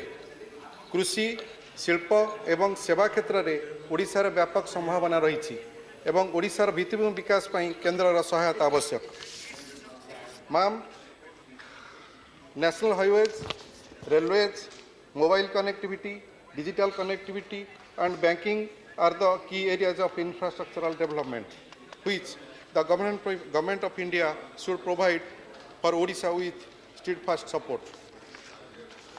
जातीय राजपथ, रेलवाई, मोबाइल संजोग, डिजिटल जोगाजोग एवं बैंकिंग हेउछि भित्तिभूमि विकास प्रमुख क्षेत्र जहाँ भारत सरकार ओडिशा को निरंतर समर्थन जोगाइबा उचित। कटक भुवनेश्वर जातीय राजपथ परी अनेक जातीय राजपथ प्रकल्प बहु वर्ष धरी दुर्बल अवस्था रही। आम देखुचु गत 14 वर्ष धरी यही जातीय राजपथ गुड़िक अत्यंत दीर्घ वर्ष धरी विपर्यस्त अवस्था पड़ी एवं एथिपाई ओडिशा को निरंतर समर्थन जोगाइबा आवश्यक। कटक संबलपुर जातीय राजपथ परी अनेक जातीय राजपथ प्रकल्प बहु वर्ष धरी दुर्बल अवस्था रही। अनेक जातीय राजपथ विपर्यस्त हो पड़ी एवं यार जरूरी रक्षणाबेक्षण आवश्यक हो पड़ी। अनेक वर्ष बीतवा पर मध्य उपकूल राजपथ प्रकल्प केवल फाइल सीमित रही एवं ओडिशार उपकूल राजपथ गोटे भी इटा अर्जी पर्यंत पड़ पार ना। केंद्र सरकार निश्चित भाव में ओडिशा जातीय राजपथर विकास सुनिश्चित करेंगे यह आम आशा रखू। Next is railway. रेलवाई क्षेत्र में ओडिशा को संपूर्ण अवहेला करा जायछि। माननीय मुख्यमंत्री श्री नवीन पट्टनायक एवं ओडिशा सरकार विभिन्न रेल प्रकल्प मागणा जमी एवं जयपुर नवरंगपुर एवं जयपुर मालकानगिरी लाइन प्रकल्प खर्चर 50% अर्थ प्रदान करुछंती, किंतु सही प्रकल्प गुड़िक कौन अग्रगति परिलक्षित होना। पारादीप हरिदासपुर रेल लाइन में जदिव मालगाड़ी चलाचल करुच्ची किंतु एठारे यात्रीवाही ट्रेन चलाचल करूना, जहाँफल केन्द्रापड़ा जिलार लोकों को रेल सेवार वंचित करा जाउछि। Ma'am,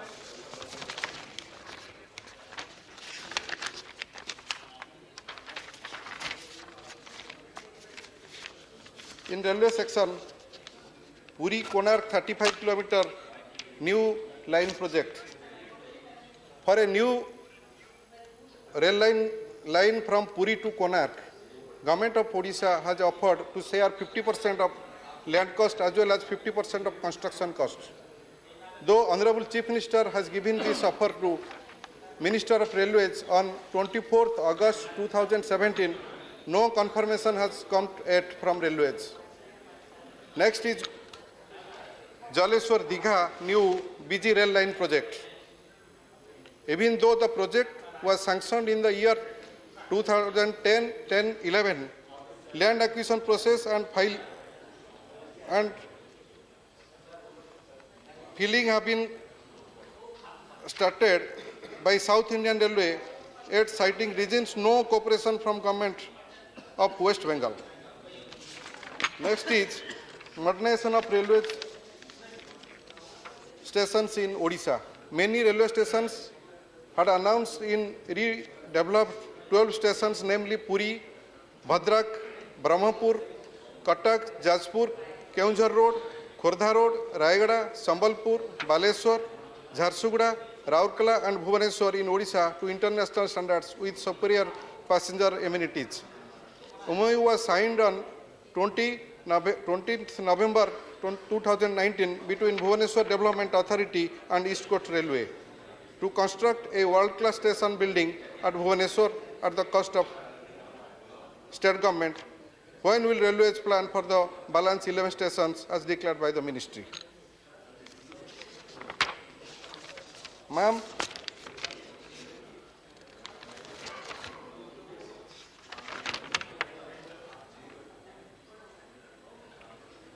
mobile and digital connectivity, especially in the tribal dominated districts and western and southern Odisha, are very poor. In this world of digital life, these two are extremely crucial. Better connectivity services in Odisha by center is highly required. आदिवासी अध्युषित जिला एवं पश्चिम और दक्षिण ओडिशा रे mobile एवं digital संजोग अत्यंत दुर्बल अटे। डिजिटल जीवन रा दुनिया रे एही दुईटी अत्यंत गुरुत्वपूर्ण। केंद्र द्वारा ओडिशा रे संजोग उत्तम संजोग सेवा जरूरी अटे, कारण आजिका दिन रे मध्य विभिन्न दुर्गम क्षेत्र रे लोक माने गछरे चढ़ी मोबाइल सेवार उपयोग करुछंती। ओडिशा रे वर्तमान अनेक पंचायत रे बैंक सेवा मध्य नाही। एठारे केंद्र सेवा जोगाई देवा आवश्यक। डायरेक्ट बैंक ट्रांजैक्शन व्यवस्था थिले मध्य ओडिशार पंचायत रे बैंक सेवार निजस्व गृह नथिबारु ओडिशार लोक माने या द्वारा उपकृत होई पर नाहंती। I truly hope that central government will proactively support Odisha's infrastructural development, and with these words I support the motion of thanks on the reply to Honorable President's address. Thank you, ma'am.